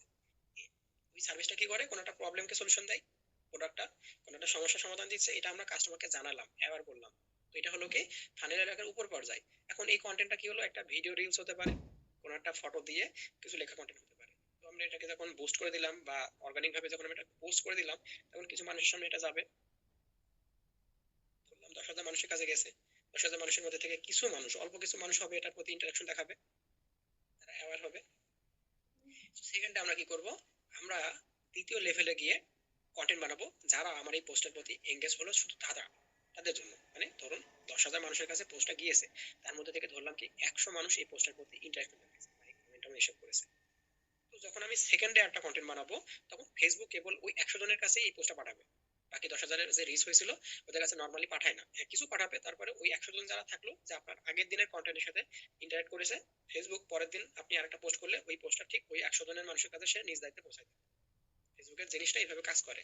তো তার মানে হলো কি, আপনি একটা অ্যাওয়ার করলেন, আপনি সেকেন্ড পর্যায়ে এসে কি করলেন, সে এঙ্গেজ ভাবে এরকম একটা কন্টেন্ট বানালেন। কন্টেন্টের মধ্যে আপনি একটু ভেরিয়েশন আনলেন, সেম কন্টেন্ট না দিয়ে আপনি একটু এমন কন্টেন্ট করলেন যে কন্টেন্টের প্রতি সে এঙ্গেজ হবে, যেটাকে আমরা বলতেছি মোফো। মানে আমি মিডিলে আমি আমার প্রোডাক্ট সম্পর্কে, সার্ভিস সম্পর্কে তাকে জানালাম, এখন সে লাইক কমেন্ট করবে এরকম কোনো একটা কিছু আমি তাকে দিলাম আমার এই কন্টেন্টের থ্রুতে। ফলে সে এখন আমার ওই 100 জনের মধ্যে থেকে এখন দেখা গেলো কি, ওই যে লাইক কমেন্ট করতে বললাম, সেখানে এসে হলো কি, যে 100 জনের মধ্যে থেকে 40 জন, ধরলাম 40 জন হচ্ছে কি, যে তারা আমার কন্টেন্টের সাথে এঙ্গেজ হয়েছে। মানে মিডিল আমার ফাইনালের মধ্যে এখনো 40 জন রয়েছে, বাকিরা বের হয়ে গেছে, এই ফাইনাল থেকে আউট হয়ে গেছে। 10,000 জন্য আমরা শুরু করেছিলাম, তার মধ্যে থেকে 1,000 জনের, মানে 10,000 জনের মধ্যে থেকে 100 জন কি করলো, অ্যাওয়ার হয়েছে, লাইক কমেন্ট করেছিল। পরবর্তীতে আমি আরেক রকমের কন্টেন্ট দিলাম, সেটাতে তারা হলো কি 40 জন এসে থামলো, বাকিরা ফাইনাল থেকে আউট। এর পরবর্তীতে আমরা কি করলাম, যে দেখলাম যে আরো 40 জন আছে মিডল পর্যন্ত। এবার আমি কি করলাম, তাদের কাছে সরাসরি বিক্রির জন্য বললাম যে আমাদের আমরা এখন ওই 40 জনকে দিব। এই 40 জনের মধ্যে থেকে কি হতে পারে, একদম লাস্টে গিয়ে হলো কি, যে 20 জন কেনার সিদ্ধান্ত নিয়ে নিয়েছে। এই 20 জন হলো আপনার ফাইনালের এই যে একদম বটম পর্যায়ে পর্যন্ত পৌঁছে গেল, এরা আপনার কাস্টমারে কনভার্ট হয়ে গেল। একটা ফাইনাল এভাবে কাজ করে।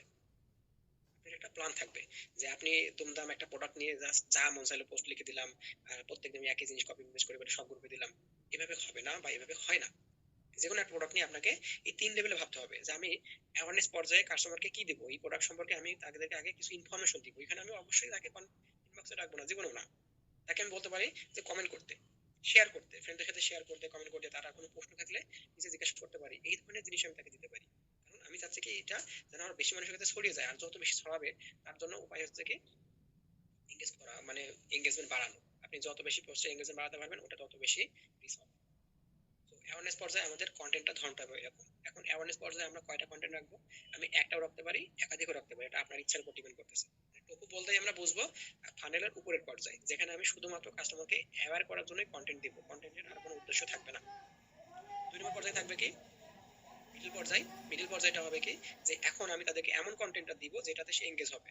যেমন ধরলাম যে আপনি স্কিন কেয়ার প্রোডাক্ট নিয়ে ত্বকের যত্ন টত্ন বা এই ধরনের কোনো কিছু না দিয়ে আপনি তাকে অ্যাওয়ার করার জন্য বলতেছেন কি কোনো একটা স্পেসিফিক পেইন পয়েন্টে আপনি কাজ করতেছেন, ওই পেইন পয়েন্ট নিয়ে অ্যাওয়ার করার জন্য তাদের ভিতরে একটা কন্টেন্ট আপনি দিয়ে দিলেন। এরপর আপনি তাদেরকে এঙ্গেজ হওয়ার জন্য, আপনার কন্টেন্টে এঙ্গেজ হওয়ার জন্য আপনি আরো কিছু দিচ্ছেন, যে ওই যে আপনার রিলস এর ভিতরে দিতে পারেন, অথবা নরমালি পোল টাইপ যেমন দেই না আমরা, ধরলাম আমরা ওরকম একটা কিছু দিলাম যে লাইক করতে বললাম বা হ্যাঁ না দিতে বললাম, অথবা নিজেদের লাইভ স্টোরি কমেন্টে শেয়ার করতে বললাম। যে আমরা একটা স্টোরি শেয়ার করলাম, তাদেরকে বললাম কি আপনার লাইভের সাথে যদি এটা মিলে যায় তাহলে আপনারা কমেন্টে নিজেদের অভিজ্ঞতা জানাবেন।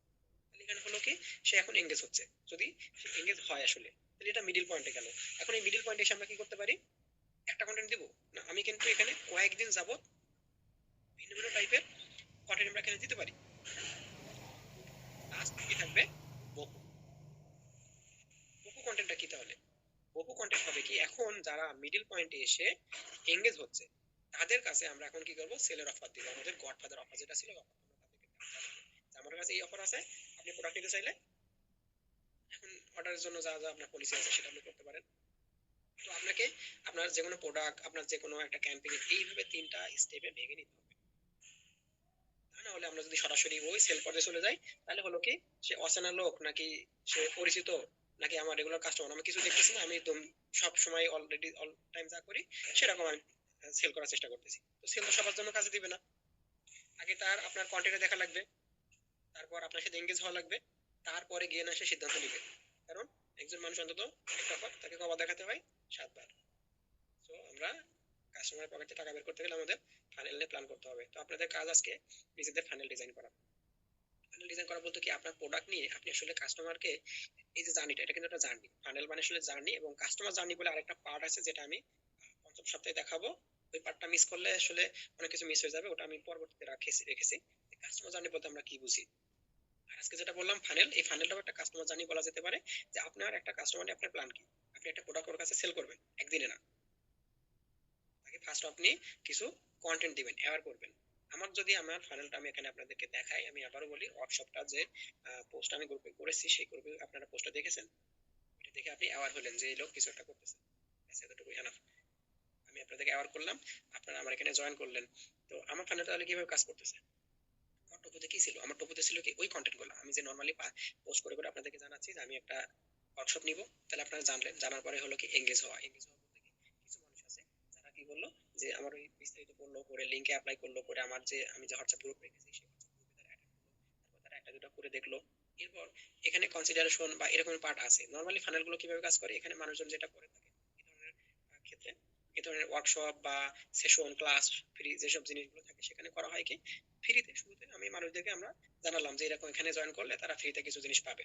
তো ফ্রিতে দিয়ে ফ্রি জিনিসের প্রতি মানুষের আগ্রহ অনেক বেশি। ফ্রি ডেলিভারি দিলে যেমন মানুষ খুব দ্রুত অর্ডার করে, ঠিক ওরকম একটা ব্যাপার থাকে। তো ফ্রি জিনিস দিচ্ছি মানে মানুষ অ্যাওয়ার হলো।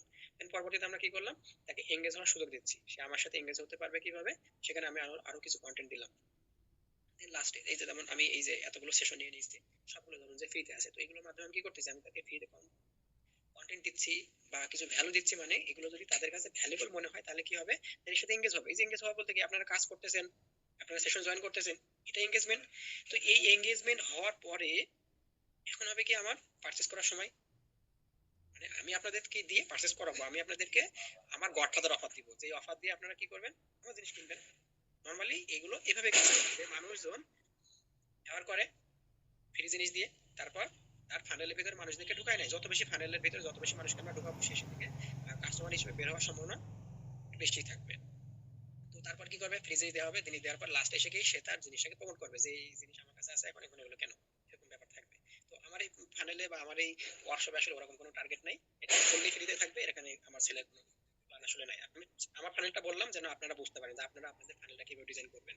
এটা তো শুধুমাত্র সার্ভিসের ক্ষেত্রে ফানেল থাকবে এরকম না, আপনার যে কোনো প্রোডাক্ট নিয়ে আপনি প্রমোশনে যাওয়ার আগে আপনি ফানেল বানাবেন।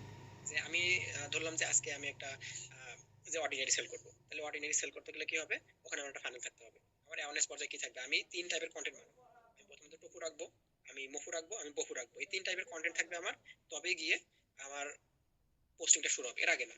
এখন এই টাইপের কন্টেন্ট আপনি কেন বানাবেন আগে থেকে? আগে থেকে আপনি এই ধরনের কন্টেন্ট বানানোর পরে যখন আপনি এগুলো পোস্ট করবেন, আপনি দেখবেন যে অর্গানিক ভাবে আপনার মানুষজন এটার সাথে এঙ্গেজ হচ্ছে কিনা। যদি এই কন্টেন্ট গুলাতে এঙ্গেজ হয়, তারপর আবার এর উপর অ্যাড দিন। কারণ বেশিরভাগ মার্কেটার এভাবে কাজ করে, ওদেরকে কন্টেন্ট বানাই দেওয়া লাগে, ওরা জাস্ট অ্যাড অন করে দেয়। তাছাড়া যদি আপনি তাদের কাছ থেকে অ্যাড বানায় কন্টেন্ট বানাই নিতে চান, ক্রিয়েটিভ বানাই নিতে চান, তাহলে আপনার পকেট কাটবে, অনেক টাকা লাগবে ওখানে আসলে। নর্মালি দেখা যায় কি, যারা একটু ভালো মতো মার্কেটিং পারে তারাই 8-10 হাজার টাকা চার্জ চাই, যারা শুধুমাত্র আপনার কন্টেন্টটাকে সে অ্যাড রান করে দিবে এতটুকুর জন্য। তো আপনি যদি নিজের ক্রিয়েটিভ নিজে নিজে না বানাতে পারেন, তো ছোট বিজনেস হয়ে, মানে ছোট বিজনেস করে অ্যাড থেকে ভালো ইনকাম করা, মানে ভালো কিছু পাওয়া আসলে অনেক কঠিন ব্যাপার। আর নিজের কন্টেন্ট নিজে বানাতে হবে, কারণ মার্কেটার থেকে শুধু চার্জই নিচ্ছে তারা 8-10 হাজার টাকা। তাহলে আবার যদি আপনি ক্রিয়েটিভ বানাতে বলেন, আমি এরকম একজনকে কথা বলেছিলাম আমার একজন ক্লায়েন্টের জন্য, সে আমার কাছ থেকে প্রায় 40 হাজার টাকা চেয়েছিল, যে সে ক্রিয়েটিভ বসে বানাবে, সে কম্পিউটার রিসার্চ করবে, করে ক্রিয়েটিভ বানাবে, অ্যাড ডান করে দিবে, তাকে মাসে আমাকে 40 হাজার টাকা দিবে। আমি তার কাছ থেকে মাপ চাইছি, এটা তো সম্ভব না আসলে। একটা ছোট বিজনেস যদি 40 হাজার টাকা দিয়ে শুধু কন্টেন্ট বানায় এগুলো পারে, তাহলে ও আর খাবে কি? আপনাদের আজকের কাজ, আপনারা নিজেদের ফাইনাল ডিজাইন করবেন, যে কোনো একটা প্রোডাক্টের জন্য এটা করতে পারেন, আপনার পুরো ওয়েবসাইটের জন্য বানাতে হবে না। তো আপনি কি করবেন, আপনি 3টা বক্স করবেন খাতার মধ্যে। প্রথমত বক্সের মধ্যে একটা হুক থাকবে। ধরুন আপনি যে কোনো একটা প্রোডাক্ট নিয়ে, স্পেসিফিক একটা প্রোডাক্ট নিয়ে আগে শিখুন যে কিভাবে একটা ফানেল ডিজাইন করে, একটা সিঙ্গেল প্রোডাক্ট, আমি একটা সিঙ্গেল প্রোডাক্ট সেল করব একটা ফানেল বানিয়ে। এটা হচ্ছে আপনাদের কাজ। তার পরবর্তীতে আপনি অন্যান্য প্রোডাক্টের ক্ষেত্রে বানাতে পারবেন, বা আপনার ফুল বিজনেসের ক্ষেত্রে বানাতে পারবেন। যেমন আমি এখানে দেখিয়েছি কি যে আপনি ফার্স্টে হুকের জায়গাতে কি রাখতে পারেন, আপনি কাস্টমারকে কি বলে থামাবেন। একটা প্রোডাক্ট আপনি সেল করবেন, তো একটা শব্দ, একটা লাইন, বা যে কোনো কিছু শুরুতে কি থাকবে যেটা থেকে কাস্টমার থামবে। আমি নর্মালি কি করি, আমি আমার কন্টেন্ট গুলো দেখলে আপনি দেখবেন কি আমি ছবি ইউজ করি, আমি কিছু ভিজুয়াল দিই যেগুলোতে মানুষ থামবে। যেমন এই ওয়ার্কশপের প্রমোট করার সময় আমি কি করেছিলাম, আমি জামশেদ মজুমদার ভাইয়ের একটা ছবি প্রমোট করেছিলাম, ওটা দিয়েই বেশিরভাগ মানুষ আসলে এটাতে জয়েন করেছিল। ওই যে ছবিটা আমি ইউজ করেছি, কারণ আমি জানি এই ছবি দিলে মানুষজন এখানে থামবে। এবং ওই ছবিটা বেশ ভাইরাল হয়ে গেছিল, মানে ওটাতে বেশ ভালো পরিমাণ রিচ আছে। আমি এটা পরবর্তীতে 6 মাস সপ্তাহে গিয়ে আপনাদেরকে ডাটা উইক যখন থাকবে হিসাব নিকাশ, তখন ওখানে গিয়ে আমি দেখাবো যে কেন ওইটা আমি চুজ করলাম, ওটা কেন এরকম রিচ পেলো, অন্য গুলো কেন পায় না। তো আপনাকে এটা শিখতে হবে। তো এটা শিখতে গেলে আপনার কি করা লাগবে, বিভিন্ন রকমের কন্টেন্ট দিয়ে আপনাকে যাচাই করে দেখতে হবে যে এই কন্টেন্ট এরকম রিচ আসতেছে, ওই কন্টেন্টটা দিলে কেমন হবে। আপনি একটা জিনিস দিয়ে টেস্ট এন্ড ট্রাই করতে হবে। এইভাবে একটা টেস্ট করলাম, করলাম আরেকটা ট্রাই করলাম, এভাবে দেখবো। তো কাস্টমারকে কি বলে থামবে, আপনি কি বলে থামাবেন, কোন ছবি দিয়ে থামাবেন নাকি কোনো কথা বলে থামাবেন।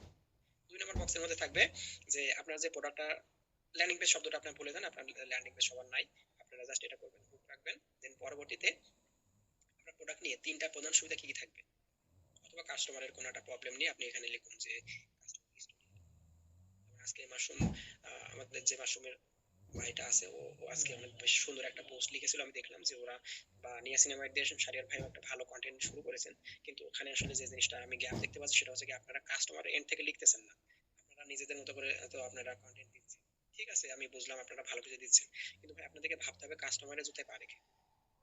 মাশরুমের উপকারিতার দিক নিয়ে আমি জানাচ্ছি, কিন্তু ওখানে যদি আমি কাস্টমারের কথা না ভাবি যে এই কন্টেন্টটা পড়ার সময় তার বোরিং লাগবে কিনা, তার বিরক্ত লাগবে কিনা, যদি তার বোরিং লাগে সেটা এঙ্গেজ হবে না, তাহলে তো আপনার উদ্দেশ্য সফল হচ্ছে না। আপনি কন্টেন্টটা লিখুন, লেখার পরেই পোস্ট করে দিবেন না, 2-3 বার ওইটা পড়ে পড়ে এডিট করার চেষ্টা করুন। এডিট করে করে দেখুন যে আপনার কাস্টমার যদি এটা পড়ে, বা অন্য এক দুজনকে পড়ান, কাছে ক্লোজ পার্সন যারা আছে তাদেরকে পড়ান যে এই লেখাটা পড়ে তারা আপনাকে কোনো ফিডব্যাক দেয় কিনা, তারপরে পোস্ট করুন। আর পোস্ট করা হয়ে গেলে যে আপনি এডিট করতে পারবেন এরকম না। এটা আমার একটা খুব বাজে অভ্যাস ছিল এরকম, যে আমি যখন লেখালেখি করতাম টুকটাক, তখন আমি এরকম করতাম যে একটা পোস্ট করার পরে আমি এরকম ওটা বেশি এডিট করতাম। আর এরকম একটা ব্যাপার ছিল যে আমি যে একটা পোস্ট করার পরে যদি দেখতাম যে প্রথম 5-10 মিনিটের মধ্যে কোনো লাইক টাইক কিছু না, আমি ওগুলো ডিলিট করে দিতাম। ফেসবুকে না, অন্য কোনো প্ল্যাটফর্মে, ওটা ওইখানে ডিটেলস আমি যাচ্ছি না। বাট এই যে অভ্যাসটা, সেটা আমাকে কি করেছে যে পরবর্তীতে আমি যে কন্টেন্টটা রাখছি বা যে কন্টেন্টটা আমি এখানে মানুষকে দিচ্ছি, সেই কন্টেন্টটা কি হচ্ছে, ভ্যালুয়েবল কন্টেন্ট। আমি এডিট করতেছি, লেখা পোস্ট করে দেওয়ার পরবর্তীতে আমি সবচেয়ে বেশি এডিট করতাম। এখনো আমি এটা করি, আমি ফেসবুকে পোস্ট করার পরেও দেখবেন আমার, আমি কমেন্ট পর্যন্ত এডিট করি। ওই হ্যাবিটও আমার আছে এখনো, আমি আমার ওই অভ্যাস আছে। পরেও আমি কমেন্ট আবার এডিট করি। অনেকে বানান ভুল টুল হলে ওইভাবে রেখে দেয়, আমি কমেন্ট করি edit করি। আপনাকে এটা শিখতে হবে, নাহলে আপনি কন্টেন্ট ক্রিয়েটিভ কিভাবে বানাবেন? ছোট ব্যবসা করে ভাই মানুষকে দিয়ে কন্টেন্ট লিখাই নিতে গেলে তারা আপনার এত টাকা চার্জ চাইবে, অত টাকা দিয়ে তো বিজনেস করা যাবে না। তো আপনাকে টুকটাক শেখা লাগবে যে আপনি কিভাবে আপনার কন্টেন্টটা বানান, এডিট করা শিখতে হবে। একই কন্টেন্ট বারবার এডিট করতে হবে, যে এডিট মানে কন্টেন্টের উপর যদি আমরা নেক্সট সেশনে আমরা এটা আমি ওখানে কিছু জিনিস রাখবো, আজকে সেশনে এটা থাকছে না। তো লাস্ট আমরা 3 নম্বর বক্সে রাখবো কি, যে ধরুন কাস্টমার অর্ডার করে দিল, অর্ডার করে দেওয়ার পরে আপসেল করবো কিভাবে আমরা তার কাছে। আপসেলিং বলতে কি, সে একটা জিনিস কিনেছে, তার সাথে আমি আরেকটা জিনিস কিভাবে তার কাছে দিতে পারি। এটাই হচ্ছে কি, যে কাস্টমার ধরুন অর্ডার করলো, অর্ডার করার পর আমি যে এর আগে এক সেশনে দেখেছিলাম আপনার সেশনে, যে ঘরে বাজার জীবন কিভাবে পারে, তারা তাদের চেক আউট পেজে যখন পেমেন্ট করতে যাবো আমি, ওইখানে দুটো প্রোডাক্ট কিনলে তারা তার সাথে আমার ছোট করে একটা জিনিস দেখায় দেয় যে এই প্রোডাক্টের সাথে এই প্রোডাক্টটাও আপনি কিনতে পারেন, অল্প একটু টাকা লাগবে। আপনি এখানে কি করলেন, কাস্টমার অর্ডার করলো, অর্ডার করার পরে আপনার মেসেঞ্জারেই আমি ধরলাম আপনার মেসেঞ্জারে সে অর্ডার করেছে, তো আপনি তাকে ধন্যবাদ দেন।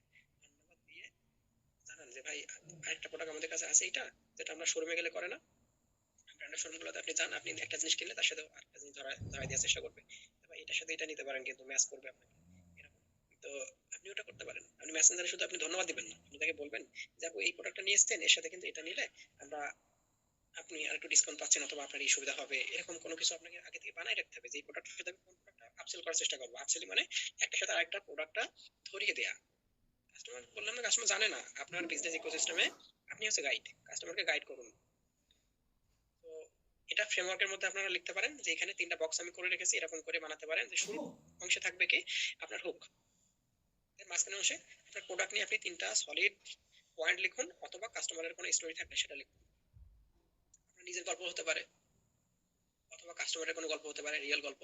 এবং মাস্টমের গল্পটা আমি আজকে এখানে শেয়ার করলাম, ওরা খুব সুন্দর করে এখানে শেয়ার করলো যে একজন কাস্টমারের উদ্বিগ্ন হওয়ার পয়েন্টটা সে শেয়ার করছে, যে ও বললো যে একজন কাস্টমার সে নিজে কি বলছে সেটা ওখানে সবচেয়ে বেটার হতো যদি ওইখানে ওই কাস্টমারের স্ক্রিনশট দিয়ে, মানে মেসেজটা দিয়ে, আমি স্ক্রিনশট দেওয়ার সময় আপনারা দেখবেন আমি অবশ্যই মানুষের নাম প্লাস হচ্ছে তার প্রোফাইল ফটোটা আমি ঠিক রাখি, এটা করাটা বেটার, এটা সবসময় করবেন। অবশ্যই কাস্টমারের প্রাইভেসিকে রেসপেক্ট করতে হবে, তা না হলে আসলে আপনি বড় পর্যায়ে যেতে পারবেন না। এটুকু এটুকু মনে করেন, এটুকু আমাদের মেনে চলতে হবে, এতটুকু আমাদেরকে মানতে হবে, বা আমি অবশ্যই এটা পরামর্শ দিব। সো আপনি কাস্টমারের নামটা বা এই ধরনের জিনিসগুলো ঢেকে দেন, কিন্তু তার কন্টেন্টটা ছোট করে একটু স্টাইল করে ক্যানভাতে একটু ডিজাইন করে আপনি এটা দিতে পারতেন, দিলে এটা আরো বেশি হতো, এটাই হতো আপনার হুক। ওই লেখা না, লেখা আপনার ওই পর্ব এক করে এইভাবে মানুষজন পড়তে পছন্দ করবে না, কিন্তু হুক হিসেবে ওই ছবিটা বেটার কাজ করবে ওখানে। যেটা আমি কন্টেন্টের সপ্তাহে কালকে যাব, ওইখানে গিয়ে আমি এই ধরনের কন্টেন্ট গুলো আপনাদেরকে কাজ দিব, আপনারা করলে ওগুলো আমি আরো বেশি রিভিউ করে জানাবো যে কোনটা কাজ করে কোনটা কেন কাজ করে না। তো আমাদের ফ্রেমওয়ার্কে এই পার্টটা করবে না, এটা আপনাদের হোমওয়ার্ক থাকবে, আপনারা কাজ করে অবশ্যই জমা দিবেন। আমাদের সেশনের প্রথম পার্ট এই পর্যন্ত থাকছে, আজকে আমরা দ্বিতীয় পার্টটাতে যাই, আমাদের যে পথযাত্রা। এটাকে আমি কেন পথযাত্রা বলি, এটা হয়তো শুরু থেকে আমি বলেছিলাম, আবারও বলি যে আমাদের পথযাত্রা বলতে কি, আমরা স্টেপ বাই স্টেপ আগাবো। একটা বিজনেস একদিনের মধ্যেই এই পর্যায়ে চলে আসবে না, একদম বড় একটা ব্র্যান্ড পর্যায়ে যাবে না, আমাকে শুরু করতে হবে। শুরু করার পরে আমাকে স্টেপ স্টেপ আগাতে হবে, মানে ধাপে ধাপে আগাতে হবে। আমি কেন এই ধরনের জিনিসটা আপনাদেরকে দিয়েছি, বা আমি আমার বিজনেস আসলে কি করি, আমি দেখেছি যে বাংলাদেশে এরকম স্টেপ বাই স্টেপ আগানোর মতো কিছু নাই। যে যার পেজের মধ্যে 100 ফলোয়ার আছে, বা যার বিজনেসে যে মাসে 10,000 টাকা ইনকাম আছে, আবার যার 10 লাখ টাকা ইনকাম আছে, সবাইকে ওরা একই রকম সলিউশন ধরাই দেয়। একটা ধরলাম যে আমি একটা ওয়ার্ডপ্রেস দিয়ে একটা সাইটে বানালাম, তো ওইটা ওখানে যা যা থাকে, যে সবকিছু তো আমার দরকার না। আপনাকে ফেসবুক যে পেজটা দিতেছে, দেখুন তো আপনার ফেসবুক পেজ কি আপনাকে সবকিছু একদিনে দিয়ে দিচ্ছে? মানে ফেসবুকের শপ নামে একটা পার্ট আছে, সব কি আপনি পাচ্ছেন? আপনি একদিনে পাচ্ছেন না। আপনাকে সে অল্প অল্প করে অপশন একশনে দেয়। যেমন ইউটিউবে যদি আপনি একটা চ্যানেল খোলেন, তাহলে ইউটিউব আপনাকে প্রথম দিনেই যে 15 মিনিটের বেশি ভিডিও সে আপনাকে আপলোড করতে দিবে না, ছোট ভিডিও আপলোড করতে দিচ্ছে। তারপরে আপনি যদি 15 মিনিটের বেশি ভিডিও আপলোড দিতে চান, তাহলে ইউটিউব বলবে কি যে আপনি ফোন নাম্বার দিয়ে আগে ভেরিফাই করেন, নাহলে আমি আপনাকে এই বড় ভিডিও আপলোড করতে দিব না। তারপরে আরো অনেক রেস্ট্রিকশন আছে, আপনার কন্টেন্ট নিজের হতে হবে, নাহলে কপিরাইট স্ট্রাইক দিবে, এরকম অনেক কিছু আছে। কেন এই ধরনের জিনিসগুলো দিয়েছে? ও চাচ্ছে কি যে আপনি গ্রো করবেন, তার নিয়ম কানুন গুলো মেনে ধাপে ধাপে আগান, আস্তে আস্তে যান। তো এরকম ভাবে আমার কতটুকু লাগবে, আমি এই জায়গার মধ্যে ওইটা দেখানোর চেষ্টা করতেছি, যে আপনার ফেসবুক পেজ আছে, মেসেঞ্জারে আপনি অর্ডার নিচ্ছেন, ওইখান থেকে আপনি আস্তে আস্তে একটা একটা করে টুলস অ্যাড করুন, আস্তে আস্তে যান। আস্তে আস্তে গেলে কি হবে, আপনি ফুল বিজনেসের ইকোসিস্টেমটা আপনি বুঝবেন, আপনি ম্যানেজ করতে পারবেন। কারণ আজকে যদি আমি একটা পেজ থেকে সরাসরি একলা পেজে একটা ওয়েবসাইটে চলে যাই, তাহলে মাঝখানে যে ধাপগুলো ইগনোর করা মানে হলো কি, আমি বিজনেসটা বড় হয়ে গেলে আমি এটা সামলাতে পারবো না, এটা কলাপস করবে, এটা কলাপস করতে বাধ্য। আমি লোক হায়ার করে নিয়ে আসতে পারি, কিন্তু ওই লোক আমি চালাতে পারবো না। আমাকে যদি ফুল সিস্টেমটা নিজে না বুঝে না নিয়ে আমি এটা করি, তাহলে আমি এটাকে সামলাতে পারবো না। এটাই রিয়ালিটি। তো তো আমি এখানে পার্ট পার্ট করে ভেঙে ফেলেছি এবং আমি এখানে দেখালাম কি যখন আপনার এপ কমার্সটা একটা প্রপার পর্যায়ে আসতেছে, যে আপনার পেজ আছে, আপনি ওখানে ডক, ফর্ম, শিট, হোয়াটসঅ্যাপ এগুলোর মাধ্যমে কি করলেন, একটা একটা করে টুলস অ্যাড করে একটা সিস্টেমে নিয়ে আসলেন। এবার আপনি কি করুন, যে এখানে আপনি একটা ওয়েবসাইট অ্যাড করে ফেলুন, যেটাকে আমি বলতেছি ডিজিটাল শোরুম। এখন এই শোরুমটা থাকার পরে হচ্ছে কি, যে ওখানে আমি অগোছালো ভাবে অর্ডারটা না রেখে আমি গুগল শিটটা ব্যবহার করতে পারি। গুগল শিট অনেক প্রফেশনাল মানে মানুষরা ব্যবহার করে থাকে, আমি নিজেও পার্সোনালি ব্যবহার করি, মানে অনেক বড় পর্যায়ের ব্র্যান্ডরাও ইউজ করে থাকে। ওটার কোনো বিকল্প হইতে এক্সেল শিট আছে, বাট এক্সেল থেকে আপনারা শিটটা ইউজ করতে পারেন, ওই একই জিনিসই। তো এগুলো ইউজ করাতে ক্ষতি কিছু নাই, এগুলো আমাদের ইউজ করতে হবে। হোয়াটসঅ্যাপ আমাদের ইউজ করা লাগবে চ্যাটিং এর জন্য, আমরা হোয়াটসঅ্যাপ ইউজ করবো, মেসেঞ্জার না। মেসেঞ্জারের থেকে হোয়াটসঅ্যাপ বেটার। কেন হোয়াটসঅ্যাপ মেসেঞ্জার তো একই কোম্পানি, তাহলে কেন এটা বলা হচ্ছে, এটার উপরে আমরা সামনে কোনো এক সেশনে আমরা রাখবো। বাট আপনারা হয়তো জানেন যে হোয়াটসঅ্যাপ বিজনেস ইউজ করলে ওখানে আপনার অনেক বেশি ফ্যাসিলিটিস আছে। ওখানে আপনি অটো রিপ্লাই সেভ করে রাখতে পারতেছেন, ওখানে আপনি আনলিমিটেড কন্টাক্ট অ্যাড করতে পারতেছেন, যেটা সবচেয়ে বড় সুবিধা। আপনি যখন ওয়েবসাইট থেকে কাস্টমারদেরকে অটোমেটিক অর্ডার কনফার্মেশনে মেসেজ দিবেন, তখন আপনার হোয়াটসঅ্যাপ লাগবে, ওটা মেসেঞ্জারে পসিবল না। তো এই সমস্ত জিনিসগুলো আমাদের লাগবে, অটোমেটিক মেসেজ যাবে, এই যে আমি এখানে ধন্যবাদ দিয়ে তাকে একটা অফার দিব, আমি এই ধরনের জিনিস আমি কিভাবে দিব, আমি হোয়াটসঅ্যাপে দিতে পারি। আর হোয়াটসঅ্যাপে কানেক্ট হতে গেলে মানুষের পার্সোনাল ফোন নাম্বার লাগতেছে। তো এই পার্সোনাল ফোন নাম্বার দিয়ে তার সাথে কানেক্ট হয়ে থাকাটা ভালো না? তাহলে তো আমার ওই যে আর যে মানুষজন ফেক অর্ডার নিয়ে যে প্যারায় থাকে, সে প্যারাটা অনেকটা কমে যাবে। তো দেন তার পরবর্তীতে আসবে কি একটা ব্র্যান্ড স্টোর, মানে আপনার ডিজিটাল শোরুমটাও তার মানে হচ্ছে কি আপনার বিজনেসের ফুল সলিউশন না। এটাকে আমি বললাম কি, আপনি ভেঙে ফেলুন আপনার ওয়েবসাইটটা, আপনি একটা বানাবেন, কিন্তু ওটাকে ভেঙে ভেঙে পার্ট পার্ট করে নিন। আপনার কতটুকু লাগবে, আপনি প্রথমত একটা ফেসবুক পেজের মধ্যে আছেন, ই কমার্স মানে এটা পেজ, তার সাথে গুগল শিট টিপ যাই অ্যাড হোক না কেন, এখন আপনি ওই পেজের মধ্যে আছেন, আপনার কন্টেন্ট গুলোকে আপনি ফেসবুক পেজের মধ্যেই দেখাচ্ছেন, হয়তো আপনার হোয়াটসঅ্যাপে বিজনেস ক্যাটালগ আছে। এখন আপনি ওইখান থেকে রাতারাতি একটা ওয়েবসাইট বানাবেন একদম কি দেড় মতন সব, নট ওইভাবে করলে হবে না। কারণ আপনি ফেসবুক থেকে ওয়েবসাইটে যাওয়া মানে কি আপনার কাস্টমাররাও এখন ফেসবুক থেকে ওয়েবসাইটে যাবে।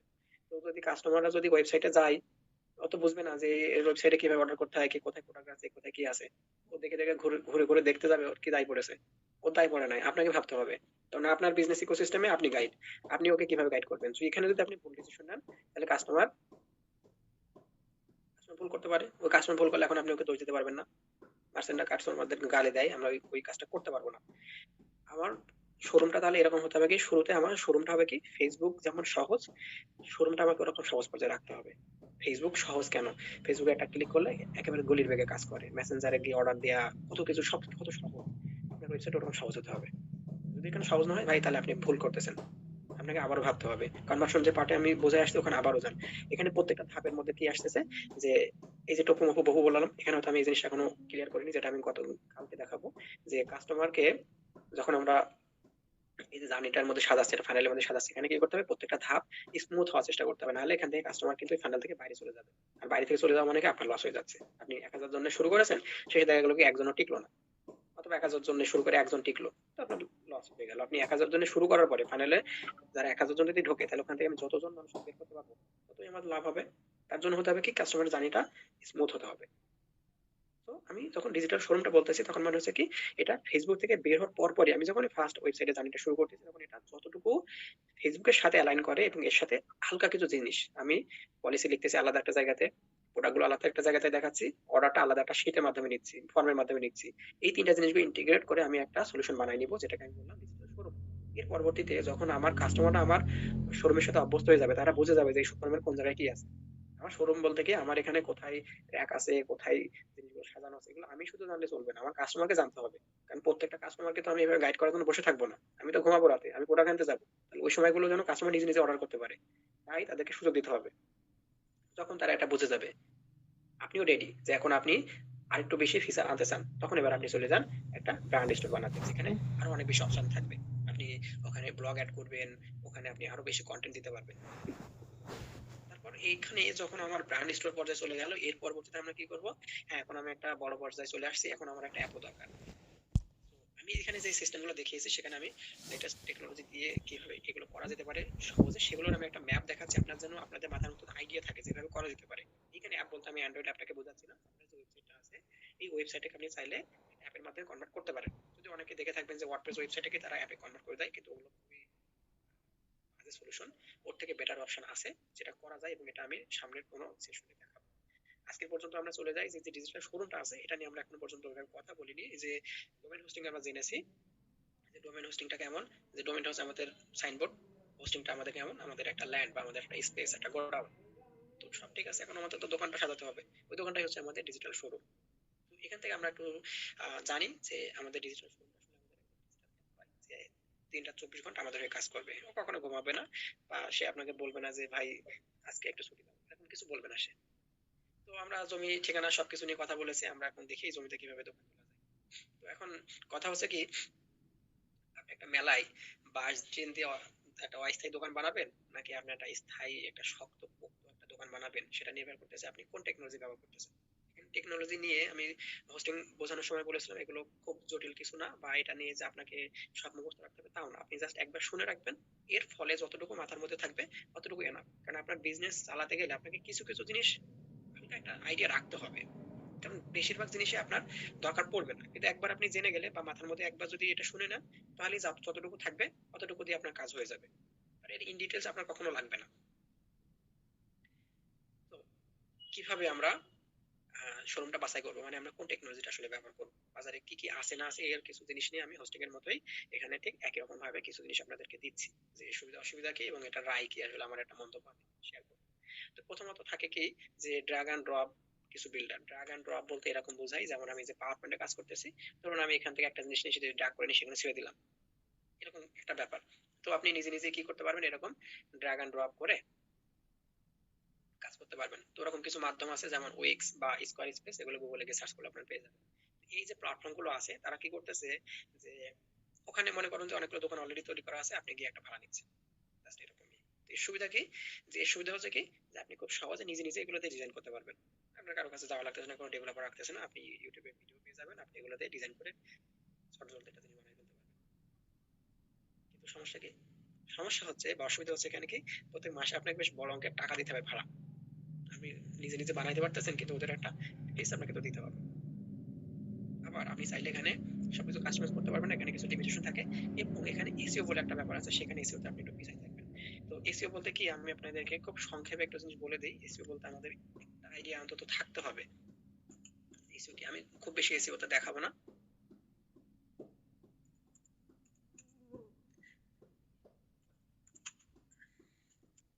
ধরুন যে আমি যদি আমার বিজনেসের নামটা লিখে গুগলে সার্চ করি, তাহলে দেখুন যে এই নামটা লিখলে কি হলো, গুগল আমাকে ফার্স্টে আমার সাইটটা দেখাচ্ছে, তার পরবর্তীতে আমার ইনস্টাগ্রাম, আমার ইউটিউব, আমার পিন্টারেস্ট, আমার ফেসবুক পেজ, এগুলো সবকিছু আমার জিনিস দেখাচ্ছে। এই যে আমার বাইরে এখানে একটা কন্টেন্ট দেখাইছে, কিন্তু এটা আমার কন্টেন্ট না, এটা অন্য কারোর কন্টেন্ট, সাইবার সিকিউরিটি এরকম নিয়ে কোনো কিছু দেখাইছে, অথচ ভিতরে সে আমার জিনিসটা দেখাইতেছে, কিন্তু এইখানে আবার হয়েছে কি, সে নামটা আমার জিনিস দেখাচ্ছে, বাট ও এখানে অন্য একটা কন্টেন্ট দেখাইছে। এখানে দেখুন ইউটিউবে আরেকজনের কন্টেন্ট দেখাইছে। এখানে একটা জিনিস বলে আমি সার্চ করলাম, দুইটা ওয়ার্ড দিয়ে আমি সার্চ করলাম, কিন্তু রেজাল্টে ও কাদেরকে দেখাচ্ছে, যে এই দুইটা ওয়ার্ডের জন্য ও কেন 1 নাম্বার আমাকে দেখাচ্ছে, কারণ আমার ওয়ার্ডের সাথে বেস ম্যাচ করেছে। এখানে এই যে আমার নামের সাথে, টাইটেলের সাথে, আমার এই যে ডোমেনের নামের সাথে, আমার ওয়েবসাইটের নামের সাথে, সব জায়গার সাথে ম্যাচ করছে বলে ও আমাকে দেখাচ্ছে। তো এই যে কোনো কিছু সার্চ করার ফলে, কিন্তু আমি যদি এখানে শুধু এটা লিখি, তখন দেখবেন যে আমাকে আর দেখাবে না। একটা ডিকশনারির ওয়ার্ড দিয়েছে বা ফার্স্টের দিকে যা আছে, দেখুন আমাকে আর দেখাচ্ছে না, আমি শুধু এটা লিখলাম, আমাকে আরও দেখাচ্ছে না। তো একটা ওয়ার্ড লেখার পরে আমি যদি বা শুধু যদি এই ওয়ার্ডটাও লিখি, তাহলে আমাকেও দেখাবে না। এই যে এখানে ইউটিউব ভিডিও টিডিও এই সমস্ত কিছু দেখাচ্ছে, সরি একটা দেখাইছে ব্যবসা লিখলে, এখানে আমার একটা আসছে, কিন্তু কত কত পজিশনে আসছে দেখুন। কিছু আগে কিছু ভিডিও দেখাইছে, পরবর্তীতে এখানে ব্যবসার বলে একটা পেজ আছে, তারপরে হিসাব প্রতি, তারপরে গিয়ে আমার আমার সাইটটা আসলো, মানে আমার সাইটটা তাও এই ওয়ার্ডটা লিখলো, ব্যবসা লিখলেও সে আসছে, আমারটা দেখাচ্ছে। আমি এসইও নিয়ে অত কাজ করি নাই, বাট আমার টেকনোলজিটা তো বাই ডিফল্ট কিছু থাকে, এই জন্য আমারটা দেখাচ্ছে। এটা যদি আসলো, একটা ওয়ার্ড লিখলে আমার সাইটটা কত নাম্বার সিরিয়ালে দেখাবে, 1 নাম্বার, 2 নাম্বার, 3 নাম্বার, এটাকে বলা হয় এসইও, সার্চ ইঞ্জিন অপটিমাইজেশন। মানে গুগলে তো মানুষ সার্চ করবে, তাই না? সার্চ করলে আপনার ফেসবুক পেজ কি দেখাইতেছে? ফেসবুক পেজ দেখাচ্ছে না, নর্মাল ফেসবুক পেজ এত শুরুতে দেখায় না, কিন্তু অনেক পরে আছে। কিন্তু আমার ওয়েবসাইটটা সে দেখিয়েছে 3 নাম্বার পজিশনে, এটাকে বলা হয় এসইও। গুগল সার্চ করলে আপনার জিনিসটাকে কত আগে দেখাচ্ছে না পরে দেখাচ্ছে, এরকম ব্যাপার। এখন অনেক কিওয়ার্ড থাকতে পারে, শব্দ থাকতে পারে, যেমন আমি এই শব্দটা লিখেছি বলে আমারটা এখানে দেখাইছে, আমি যদি এখানে অন্য কিছু লিখি তাহলে দেখাবে না। দোস্ত লিখলাম, আমার জিনিসটা দেখাচ্ছে না, হয়তো আরো অনেকগুলো পেজ খুঁজলে তারপরে গিয়ে আমারটা দেখাতে পারে। তো এই জায়গাতে আমাদের একটু অসুবিধা হবে যদি আমরা এই উইক্স বা স্কোয়ার স্পেস এই ধরনের সাইট দিয়ে বানাই, তখন আমরা কি এসইও তে কিছুটা পিছিয়ে থাকি। যেমন আমারটা দেখালাম কি, যে আমি যদি আমার বিজনেসের প্রথম ওয়ার্ডটা লিখি, তাও আমারটা দেখাচ্ছে, আমি যদি ওটাতে আরো খুব ভালো ভালো এসইও কাজ করি তাহলে আমারটা হয়তো 1 নম্বরে দেখাবে ওই ওয়ার্ডটার জন্য। তো এরকম আপনার কিছু কিছু টার্গেট থাকবে, যেমন আপনি স্কিন কেয়ার প্রোডাক্টের বিজনেস করতেছেন, ওই ওয়ার্ডের জন্য আপনি চাইবেন কি যে দা অর্ডিনারি ইন বাংলাদেশ বা অর্ডার ইন ঢাকা, এরকম কিছু লিখলেই যেন আমার সাইটটা 1 নম্বরে দেখায়। কারণ মানুষজন লিখে, মানুষজন সবাই তো আর ফেসবুক পেজে গিয়ে অর্ডার করে না, অনেকেই আসে গুগলে গিয়ে লিখে অনলাইন থেকে অর্ডার করার জন্য। তো ওরা যদি আপনার সাইটটা 1 নম্বরে না পায় তাহলে তো সে আর আপনার সাইটে ঢুকবে না। ওটাই হচ্ছে এসইও। ওইটাতে হয় কি যে এরকম সাইট গুলো করলে আমরা কিছুটা ল্যাকিংস থাকি।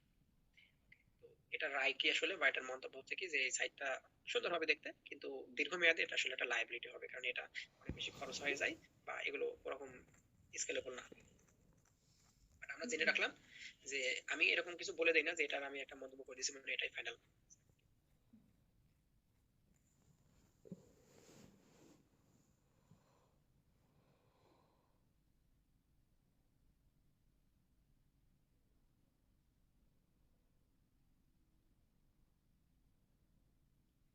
আচ্ছা, আমার কমেন্ট গুলো এরকম না যে আমি যেটা কমেন্ট বলে দিচ্ছি যে এটা করা যাবে না, এরকম না। আমি সমস্যা সুবিধা অসুবিধা গুলো বলে দিই, তারপর আপনি আপনার সিচুয়েশন থেকে দেখবেন যে কোনটা আপনার জন্য বেস্ট। আপনি এখন শুরু করতেছেন, আজকে হয়তো বিজনেস শুরু করতেছেন, আজকে তো আপনার পক্ষে 1 লাখ টাকা একটা ওয়েবসাইট বানিয়ে ফেলা পসিবল না।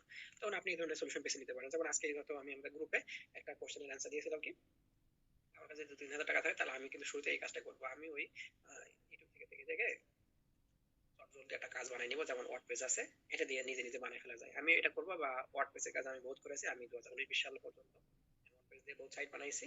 আমি ওটার কাজ করতাম, আমার নিজস্ব অনেক সাইট ছিল। ইভেন 2023 সাল পর্যন্ত আমার নিজেরই একটা সাইট ছিল ওয়ার্ডপ্রেসের উপর তৈরি করা। তো এটা চটজলদি করে ফেলা যায় এবং সস্তার জন্য বেস্ট। তো ওয়ার্ডপ্রেস বা ই-কমার্স যেটাকে আমরা বলতেছি, ই-কমার্স হচ্ছে কি ওয়ার্ডপ্রেস এর মধ্যে ইন্টিগ্রেট করে ফেলা যায়, ওটা পেমেন্টের জন্য বা আপনার ই-কমার্স ফাংশনালিটির জন্য ই-কমার্স। আর ওয়ার্ডপ্রেস যে অংশটা এটা নরমালি যে কোনো সাইটের জন্য ইউজ করা যেতে পারে। ধরুন যে দুটো একই সাথে কাজ করতেছে, আপনার ই-কমার্স নিলে ওই ই-কমার্স আর ওয়ার্ডপ্রেস মিলে। ওয়ার্ডপ্রেস এমনিতে কোনো টেকনোলজি না, ওয়ার্ডপ্রেস হচ্ছে একটা CMS, content management system. CMS টা কি বলে, সিএমএস টা বলতে বোঝায় কি হচ্ছে অনেকটা এরকম যে আপনার ফেসবুক পেজে দেখাই দেই, ধরুন ফেসবুক পেজের মধ্যে আপনি ঢুকতেছেন, এখানে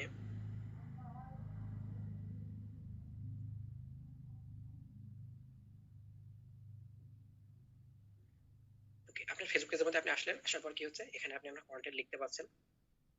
লেখা বলতে কোথায়, এখানে লিখতে পারছেন, এখানে আপনি পোস্ট দিতে পারছেন। ফেসবুক একটু স্লো। আচ্ছা, আপনি এখানে লিখতে পারছেন, লেখার পর কি হচ্ছে এখানে ফিল্টার, ম্যানেজ পোস্ট, এখানে অনেক কিছু আছে যে ফেসবুক আপনাকে অপশন দিচ্ছে যে আপনার কন্টেন্ট গুলোকে আপনি কিভাবে ম্যানেজ করবেন। এখানে ম্যানেজে গেলে কি হয় যে আমার কন্টেন্ট গুলোকে আমি ম্যানেজ করতে পারবো। ম্যানেজ করার বলতে ওরা কিছু অপশন দিয়ে রেখেছে, যেমন কোন পোস্টে কত ভিউ আছে, ভিউয়ার, এরকম অনেক কিছু আমি দেখতে পাবো। বা এখানে আরো অনেক অপশন আছে। এই যে কন্টেন্ট নিয়ে যে আমরা কাজ বাজগুলো করতে পারতেছি এখানে, এইগুলোকে বলা হয় content management system. But Facebook একটা সোশ্যাল মিডিয়া। ওয়ার্ডপ্রেস কি, ওয়ার্ডপ্রেস আপনার ব্যবসা, আপনার বিজনেসের জন্য আপনার যে কন্টেন্ট থাকবে, আপনার বিজনেসের কন্টেন্ট কি, আপনার প্রোডাক্ট থাকবে, প্রোডাক্টের ছবি থাকবে, প্রোডাক্টের ডিটেইলস থাকবে, এই ধরনের কন্টেন্ট ছাড়া তো আর কিছু না। হ্যাঁ, কাস্টমার কিছু রিভিউ দিতে পারে, এই ধরনের কন্টেন্ট থাকতে পারে। তো এই কন্টেন্ট গুলোকে আপনি কিভাবে ম্যানেজ করবেন তার জন্য ওয়ার্ডপ্রেস নামক একটা বস্তু আছে বা একটা সাইট আছে, তারা এরকম একটা সুযোগ আপনাদেরকে দিছে যে আপনার বিজনেসের কন্টেন্ট যা থাকবে আপনারা আমাদের এখানে এসে কাজ করতে পারবেন। ওইখানে ওই কন্টেন্টের সাথে, যেমন এই জায়গায় ফেসবুকে যা কিছু আমরা দেখতে পাচ্ছি, এগুলো সব হচ্ছে আমার কন্টেন্ট গুলোকে ম্যানেজ করার জন্য দিচ্ছে। এর সাথে যদি আমরা ই-কমার্স অপশনটা যুক্ত করতে চাই তখন আমাদের এই কমার্স একটা প্লাগইন নিতে হয়। তো এই ওয়ার্ডপ্রেসটা হচ্ছে বর্তমান বিশ্বের সবচেয়ে জনপ্রিয় মাধ্যম, কারণ এখন পর্যন্ত আর কি সবচেয়ে বেশি সাইট, অ্যাক্টিভ সাইট আসলে সব এই ওয়ার্ডপ্রেসের দখলে, কারণ এটা সহজ এবং খরচ কম।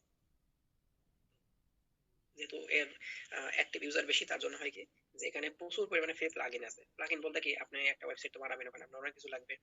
তো এক একটা ফিচার মানে ধরে নিন যে এক একটা প্লাগইন। তো এখানে আমি যদি দেখাই, এই যে আমার যে পাওয়ার পয়েন্ট আছে, ধরুন এই পাওয়ার পয়েন্টে এখানে যা যা আছে, যে ইনসার্ট বলি, ইনসার্টে গিয়ে আমি কি করতে পারতেছি, দেখেন আমি শেপ নিতে পারতেছি, আমি আর্টের জন্য এখানে অনেক কিছু নিতে পারতেছি, টেক্সট বক্স নিতে পারতেছি, ভিডিও অডিও অ্যাড করতে পারতেছি। এই প্রত্যেকটাকে ধরে নিয়ে একটা প্লাগইন হিসেবে। তো একটা ফিচারের জন্য আপনি এরকম একটা প্লাগইন নিতে পারবেন, বা একটা প্লাগইনের মধ্যে অনেকগুলো ফিচার আছে। তো এটা আমরা ওয়ার্ডপ্রেসে গেলে এই সুবিধাটা পাই। ও আমাদেরকে এরকম অনেকটা ড্র্যাগ এন্ড ড্রপ এর মতন কিছু সিস্টেম আমাদেরকে সে দিচ্ছে অটোমেটিক, মানে বাই ডিফল্ট সে বানায় রেখেছে, আমরা যে ইউজ করতে পারবো। যে কোনো ফিচার ইউজ করা আসলে সহজ, এই জন্য এটা বেশি পপুলার। আর এর অ্যাক্টিভ ইউজার বেশি এই কারণে হয় কি যে অনেকেই এখানে ফ্রি জিনিসগুলো দিয়ে দেয়, ফ্রিতে আপনাকে কিছু সুযোগ দিবে, পরবর্তীতে আপনাকে আপনাকে পেমেন্ট করতে বলবে, মানে অনেকটা ফ্রি গেমের মতো। আপনি শুরু থেকে কিছুদিন ফ্রি ফ্রিতে খেলবেন, এরপর যখন আপনার ওই গেমটা বেশি একটা আপনার অ্যাডিক্টেড হয়ে যাবে তখন আপনার কাছে জিনিস বেচা শুরু করবে। ওয়ার্ডপ্রেসের সিস্টেমটা এরকম, আপনাকে শুরুতে ফ্রিতে কিছু থিম দিবে, কিছু প্লাগইন দিবে। এরপর ওই প্লাগইনের ধরুন যে 10টা ফিচার আছে তার মধ্যে থেকে হয়তো 2টা আপনাকে ফ্রিতে ইউজ করতে দিচ্ছে, বাকিগুলো বললো কি আপনি আমাদের পেইড নিলে আপনি তখন এটা ইউজ করতে পারবেন। আপনি বানানো শুরু করে দিয়েছেন, এখন আপনি 2টা নিয়েছেন, তাহলে তো আপনার এটা নেওয়া লাগবে। তো হয় কি, এরকম প্রত্যেকটা ফিচারের জন্য যদি আমরা একটা করে প্লাগইন নেই, তাহলে এবার ভাবতে থাকুন, আপনার একটা সাইট বানাতে গেলে কি আপনার কি অনেক প্লাগইন হয়ে যাবে, আর যত বেশি প্লাগইন তার মানে কি সাইটটা তত বেশি স্লো হয়ে যাবে। ওয়ার্ডপ্রেসের একটা বড় সুবিধা সেটা হচ্ছে এটা আস্তে আস্তে ভারী হয়ে যায় এবং সাইটটা স্লো হয়ে যায়। তো নিয়মিত যদি আপডেট না দেয় তাহলে আবার হ্যাক হওয়ার ভয় থাকে, বাংলাদেশের সবচেয়ে বেশি হ্যাক হওয়া সাইট আছে। তো রাই হচ্ছে কি আসলে এটা ভালো, আপনার যদি টেকনিক্যাল জ্ঞান না থাকে তাহলে এটা ম্যানেজ করা মাঝে মধ্যে কিছুটা মাথা ব্যথার কারণ হতে পারে, কারণ এখানে কন্টেন্ট ম্যানেজমেন্টের ওই পার্টে যদি আমরা যাই তাহলে এখানে অনেক কিছু দেখতে পাই। আবার আমার এটার সাথে সাথে আলাদা একটা হোস্টিং দেওয়া লাগবে, সি প্যানেল আসবে, ওইখানে গিয়ে কিছুটা মাথা ব্যথার কারণ হতে পারে, কিছু হেডেক হতে পারে। তো যাদের মনে হচ্ছে কি যে না আমি একটা সোলো সাইট নিয়েও শুরু থেকে কাজ চালিয়ে নিতে পারবো, প্লাস হচ্ছে আমার এই সমস্ত টেকনিক্যাল কিছু জিনিস আমি সামলাই নিতে পারবো, তাদের জন্য এটা ঠিক আছে, আপনি এটাতে শুরু করতে পারেন। বা বিজনেসে যখন শুরুতে আপনার টাকা পয়সা শর্টকাট বাট ধরার মধ্যে বাজেটের মধ্যে আছে তখন আপনি এটা দিয়ে শুরু করতে পারবেন। 3 নম্বর অপশন হচ্ছে কি শপিফাই। এখন শপিফাই হচ্ছে একটা সোনার খাঁচা। সোনার খাঁচা কেন? দামি আবার এটা লাক্সারিয়াস। তো ম্যানেজ করা খুব সহজ, এখানে পেমেন্ট গেটওয়ে রেডি থাকে। কোথায় শপিফাই মানে ওয়ার্ডপ্রেস আর কোথায় শপিফাই, আকাশপাতাল পার্থক্য। ওখানে আসলে কি যে সবকিছু ফ্রিতে, আর এখানে সবকিছু আসলে কেমন টাকাতে কিনতে হবে। তো মানে হচ্ছে কি মাসিক খরচ আপনার এখানে আসলে বেশি। শুরুতে হয়তো আপনার সেটআপ ফি একটু কম থাকবে, সেটআপ করার জন্য হয়তো আপনি 5,000 টাকা দিয়ে সেটআপ করে ফেলতে পারবেন। মানে শপিফাইতে মনে করেন যে এই ওয়ার্ডপ্রেসের মতোই, কিন্তু শপিফাইটা শুধুমাত্র ই-কমার্স বেস হয়ে বানানো। শপিফাইতে আপনি একটা ব্লগ বানাতে পারবেন না, কিন্তু ওয়ার্ডপ্রেস দিয়ে আপনি একটা ব্লগ বানাতে পারবেন, আপনি একটা যেকোনো কিছু একটা ট্রাভেল এজেন্সি পেজ বানিয়ে ফেলতে পারবেন। সবকিছুর জন্য ওয়ার্ডপ্রেস অল ইন ওয়ান। কিন্তু শপিফাই হলে কি হবে, আপনার এখানে শুধুমাত্র ই-কমার্স। এখন একটা ই-কমার্স সাইট আপনি বানালেন, শুরুতে আপনার কাছে 5,000 টাকা হয়তো সেটআপ করার জন্য নিল, এরপর প্রত্যেক মাসে আপনাকে 4,000 টাকা বা এর বেশি টাকা তারা আর কি চার্জ নেবে। তো দেখা যাবে আপনার যে সেল আসবে প্রত্যেকটা সেল থেকে তারা আবার কমিশনও কাটবে। তো আপনার ব্যবসা বড় হতে থাকলে কি হবে, আপনার যা প্রফিট আসবে ওই প্রফিট সবাই খেয়ে ফেলবে। তো প্রফিট আসলে আর থাকতেছে না। তো যাদের ব্যবসা অনেক বড় তাদের জন্য এটা ঠিক আছে, কিন্তু যারা মাঝারি বা ছোট সাইজের ব্যবসা তাদের জন্য এটা আসলে টাকা খাওয়ার একটা মেশিন। শপিফাই না, তাদের জন্য ডিরেক্টলি না আর কি, এখানে মেলা টাকা খেয়ে ফেলবে, লাভই ওরকম আর থাকবে না। তো সেখানে ছোট বিজনেসের ক্ষেত্রে আপনি ওয়ার্ডপ্রেসে যেতে পারেন, বাট নট শপিফাই। বাট যারা বড় বিজনেস আছে তার মনে হচ্ছে যে না আমার মাসে 2 লাখ 3 লাখ বা 5 লাখ ইনকাম আছে, মানে প্রফিটই থাকতেছে 2 লাখের উপরে, তারা এরকম জায়গাতে যেতে পারে। তাদের হয়তো ওই প্রফিটটা কাটলেও কোনো একটা সমস্যা নাই, তারা এটা সামলাই নিতে পারবে। মানে তারা চাচ্ছে কি জাস্ট একদম ধর তক্তা মারবে রেডিমেড একটা জিনিস, তাহলে শপিফাই। 4 নম্বরে লারাভেল। লারাভেলের নাম আপনারা শুনে থাকবেন, এটা একটা টেকনোলজি। আগে যে দুটো আমরা দেখালাম যে উইক্স, লারাভেল বা একদম 3 নম্বর পর্যন্ত যারা ছিল ওগুলো কোনোটাই আসলে আপনার ওখানে কোনো টেকনোলজি না, মানে কোনো একটা কোডিং ল্যাঙ্গুয়েজ না। ওগুলো ওরা বিভিন্ন প্ল্যাটফর্ম তারা বানিয়ে রেখেছে, আপনি গিয়ে শুধু ইউজ করবেন। লারাভেল হচ্ছে কি, লারাভেল হচ্ছে একটা কোডিং টেকনোলজি, মানে এটা একটা কোডিং ল্যাঙ্গুয়েজ। এটা হবে কেমন যে এই টেকনোলজি দিয়ে যদি আপনি বানাতে যান তাহলে হবে কি আপনি নিজের মন মতো নকশা দিয়ে বানাই। তো লারাভেলের ক্ষেত্রে হয় কি যে এটা বেশ পুরাতন একটা ল্যাঙ্গুয়েজ, ওই যে ওয়ার্ডপ্রেসটা বললাম, ওয়ার্ডপ্রেস যে ল্যাঙ্গুয়েজ দিয়ে তৈরি ওই ল্যাঙ্গুয়েজেরই একটা ভার্সন হচ্ছে এই লারাভেল। তো লারাভেল হলো কি যে এটা সিকিউর থাকবে এবং ফাস্ট চলবে।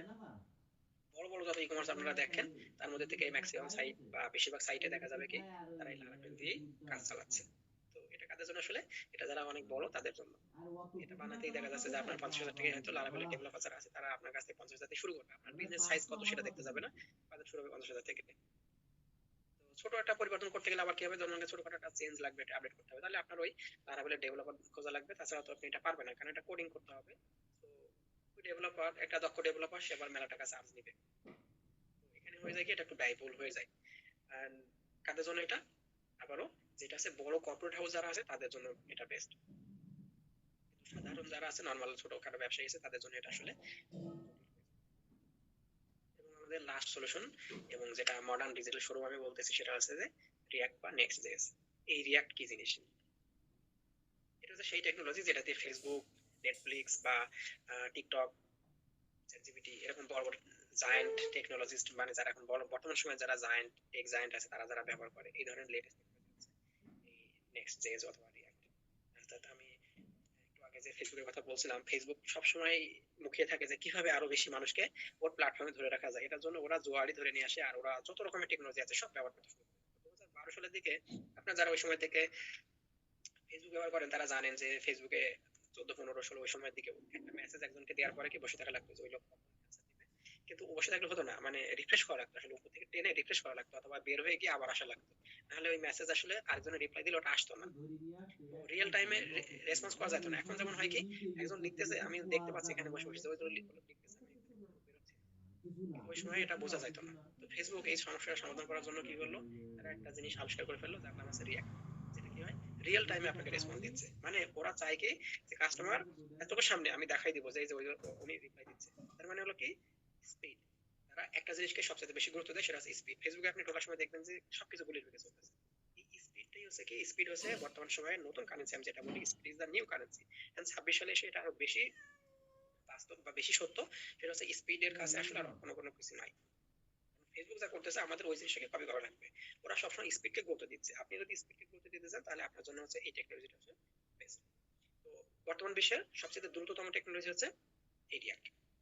আপনার সাইট লোড হবে কেমন, একেবারে গুলির বেগে। আপনারা আমার সাইটে তো আপনারা রোজই ঢোকেন, দেখেন যে ওটা কেমন ফাস্ট লোড হয়, কারণ ওটা এই টেকনোলজি দিয়ে বানানো আর কি, বা মূলত আমি ওটা দিয়ে কাজ করে থাকি।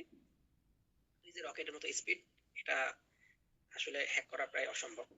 এই টেকনোলজিটা আসলে এটা হ্যাক করা প্রায় ইম্পসিবল মতো বলা একটা ব্যাপার।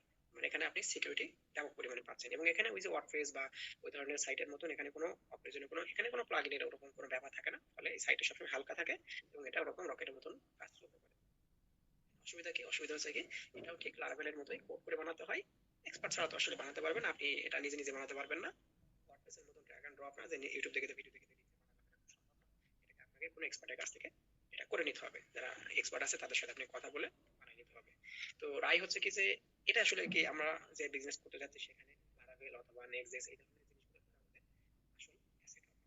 এটা কোনো লায়াবিলিটি না, এটাই আসলে আসল অ্যাসেট। কারণ এটা আমি একবার বানালে কি হবে, বছরের পর বছর আমি কোনো টেনশন ছাড়া এখান থেকে আমাদের সেল আসতে থাকবে, ও আমাদের পকেটে টাকা দিবে, টাকা কাটবে না, টাকা দিবে। কারণ এখানে আমার বুস্টিং করে যখন আমি কাস্টমার নিয়ে আসবো, সাইট যত ফাস্ট হবে কাস্টমার তত বেশি ওই সাইটে ভিজিট করে বেশি সে আরাম পাবে, বা সে এক্সপিরিয়েন্স, কাস্টমার এক্সপিরিয়েন্স, যেটা আমরা কাস্টমার উইকে গিয়ে আরো ডিটেইলসে শিখবো।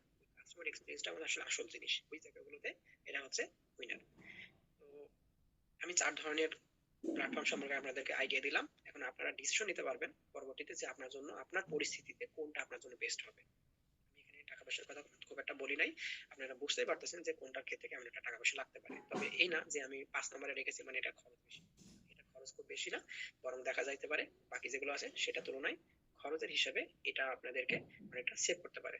এটা আমি আসলে নিজে প্রমোশন করার কোনো এটার জন্য এটা বলতেছি না, বাট এই যে টেকনোলজিটা আমি আপনাদেরকে কাস্টমার আমাদের যে পথযাত্রা, স্বপ্নের পথযাত্রা যেটা আমি ভেঙে ভেঙে দিয়েছি, ওটা আমার উদ্দেশ্য হচ্ছে এরকম ভাবে যে আমি যদি ফার্স্ট এই দারাজ বানাতে চাই, তাহলে লারাবেল দিয়ে যদি আমি দারাজ বানাতে চাই, তাহলে আমার কাছে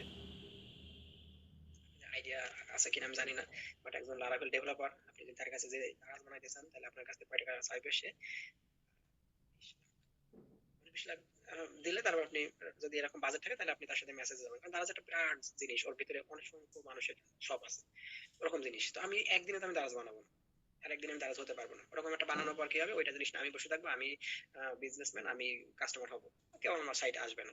আপনাকে হতে হবে কি, শুরুতে হালকা পাতলা কিছু একটা বানাই নিতে হবে, যেটা দিয়ে আপনার ইউজাররা সহজে ইউজ করতে পারবে।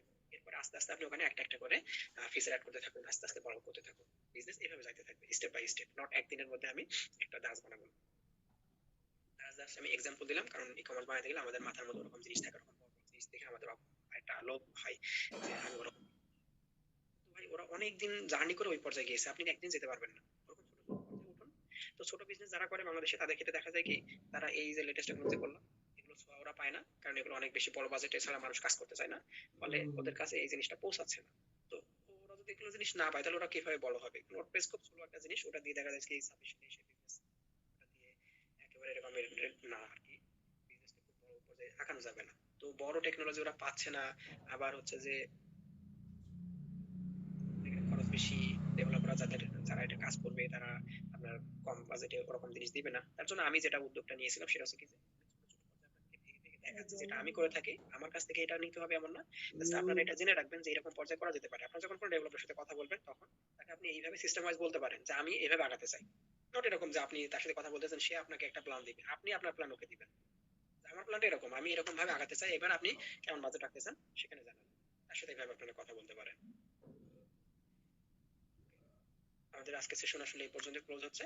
আমরা এখন পর্যন্ত আসলে আমি ওয়েবসাইট দেখাইতেছি আপনাদেরকে, কিন্তু সব হচ্ছে স্লাইডের মধ্যে, পাওয়ার পয়েন্টে আমি এখন পর্যন্ত আপনাদেরকে একটা ওয়েবসাইট ভেঙে দেখাইনি যে এই ওয়েবসাইটটার মধ্যে যে ল্যান্ডিং পেজের কিছু সাইট রয়েছে দেখালাম, হুক লোকেশন বিষয় বললাম, বা কিভাবে কোনটা চলে না চলে সেগুলো দেখাইনি। এই জিনিসগুলো আমি নেক্সট সেশনে আমি লাইভে একটু ঘুরে দেখাবো যে আসলে কোনটা কেমন ভাবে চলে, কি জিনিস কিছু জিনিস মাথায় রাখা দরকার বা কতটুকু জানা দরকার। এবং অবশ্যই আমাদের নেক্সট দিন থাকবে, আমরা যে আজকে কন্টেন্ট বানানোটাও দেখলাম, মানে ফানেল বানানোটা দেখলাম। এখন ধরুন ফানেল বানালাম, এই ফানেল বানানোর পরে অনেক মানুষ আমাদের ফানেলের মধ্যে ঢুকতেছে, ওদেরকে আমরা নিয়ে কোথায় ফেলবো? মেসেঞ্জার চ্যাট বা মেসেঞ্জারের মধ্যে? মেসেঞ্জারের চ্যাটে নিয়ে আমরা এত মানুষের চ্যাট করে পারবো না, বা ওদেরকে আমরা আসলে কাছে বানাতে পারবো না, বেশিরভাগ মানুষ আউট হয়ে যাবে। কারণ চ্যাট করে সবাইকে হ্যাপি করা পসিবল না আমাদের পক্ষে। আবার ওখানে অনেকে থাকবে কি উইন্ডো শপার, যারা আসবে দাম শুনে চলে যাবে বা প্রোডাক্টের ছবি নিয়ে চলে যাবে, ওরা কিনবে না। তো ওদেরকে ফিল্টার করে ওদের আবার আসল কাস্টমারকে বের করতে গেলে আমাদের একটা সিস্টেম দরকার হবে। প্লাস এই সিস্টেমটা, ধরলাম যে আমি 1000 মানুষের কাছে, আমার অর্গানিক পোস্ট 1000 মানুষের কাছে গেছে, আমার পেজে কিছু ফলো আছে, তার উপর ভিত্তি করে ধরলাম 1000 মানুষের কাছে গেছে, আমি কিভাবে ওটাকে 1 লাখ মানুষের কাছে পৌঁছাতে পারি সেটা আমরা দেখবো নেক্সট দিন, যে আমরা কিভাবে পেইড মার্কেটিং মাধ্যমে অর্থাৎ ফেসবুক অ্যাড বুস্টিং এগুলোর মাধ্যমে কিভাবে আমি 1 লাখ মানুষের কাছে পৌঁছাতে পারি সেটা আমরা নেক্সট দিন দেখবো। আর এই 1 লাখ মানুষের কাছে পৌঁছাতে গেলে আমাদের অবশ্যই ক্লিয়ার কন্টেন্ট লাগবে। ক্লিয়ার কন্টেন্ট কিভাবে লেখে এটা আমরা নেক্সট সেশনে দেখবো। মানে এখন পর্যন্ত আমি কন্টেন্ট বানানো শেখাইনি, আপনাদেরকে কিছু কিছু জিনিস দিয়ে রাখেছি যে কন্টেন্টের মধ্যে যা যা থাকে না থাকে। নেক্সট ডে আমরা কন্টেন্ট ভেঙে দেখবো, বানানো দেখবো যে আসলে একটা কন্টেন্টের মধ্যে কতটুকু থাকতে হবে না থাকতে হবে এইসব বিষয়। তো আজকে সেশন এখানেই শেষ।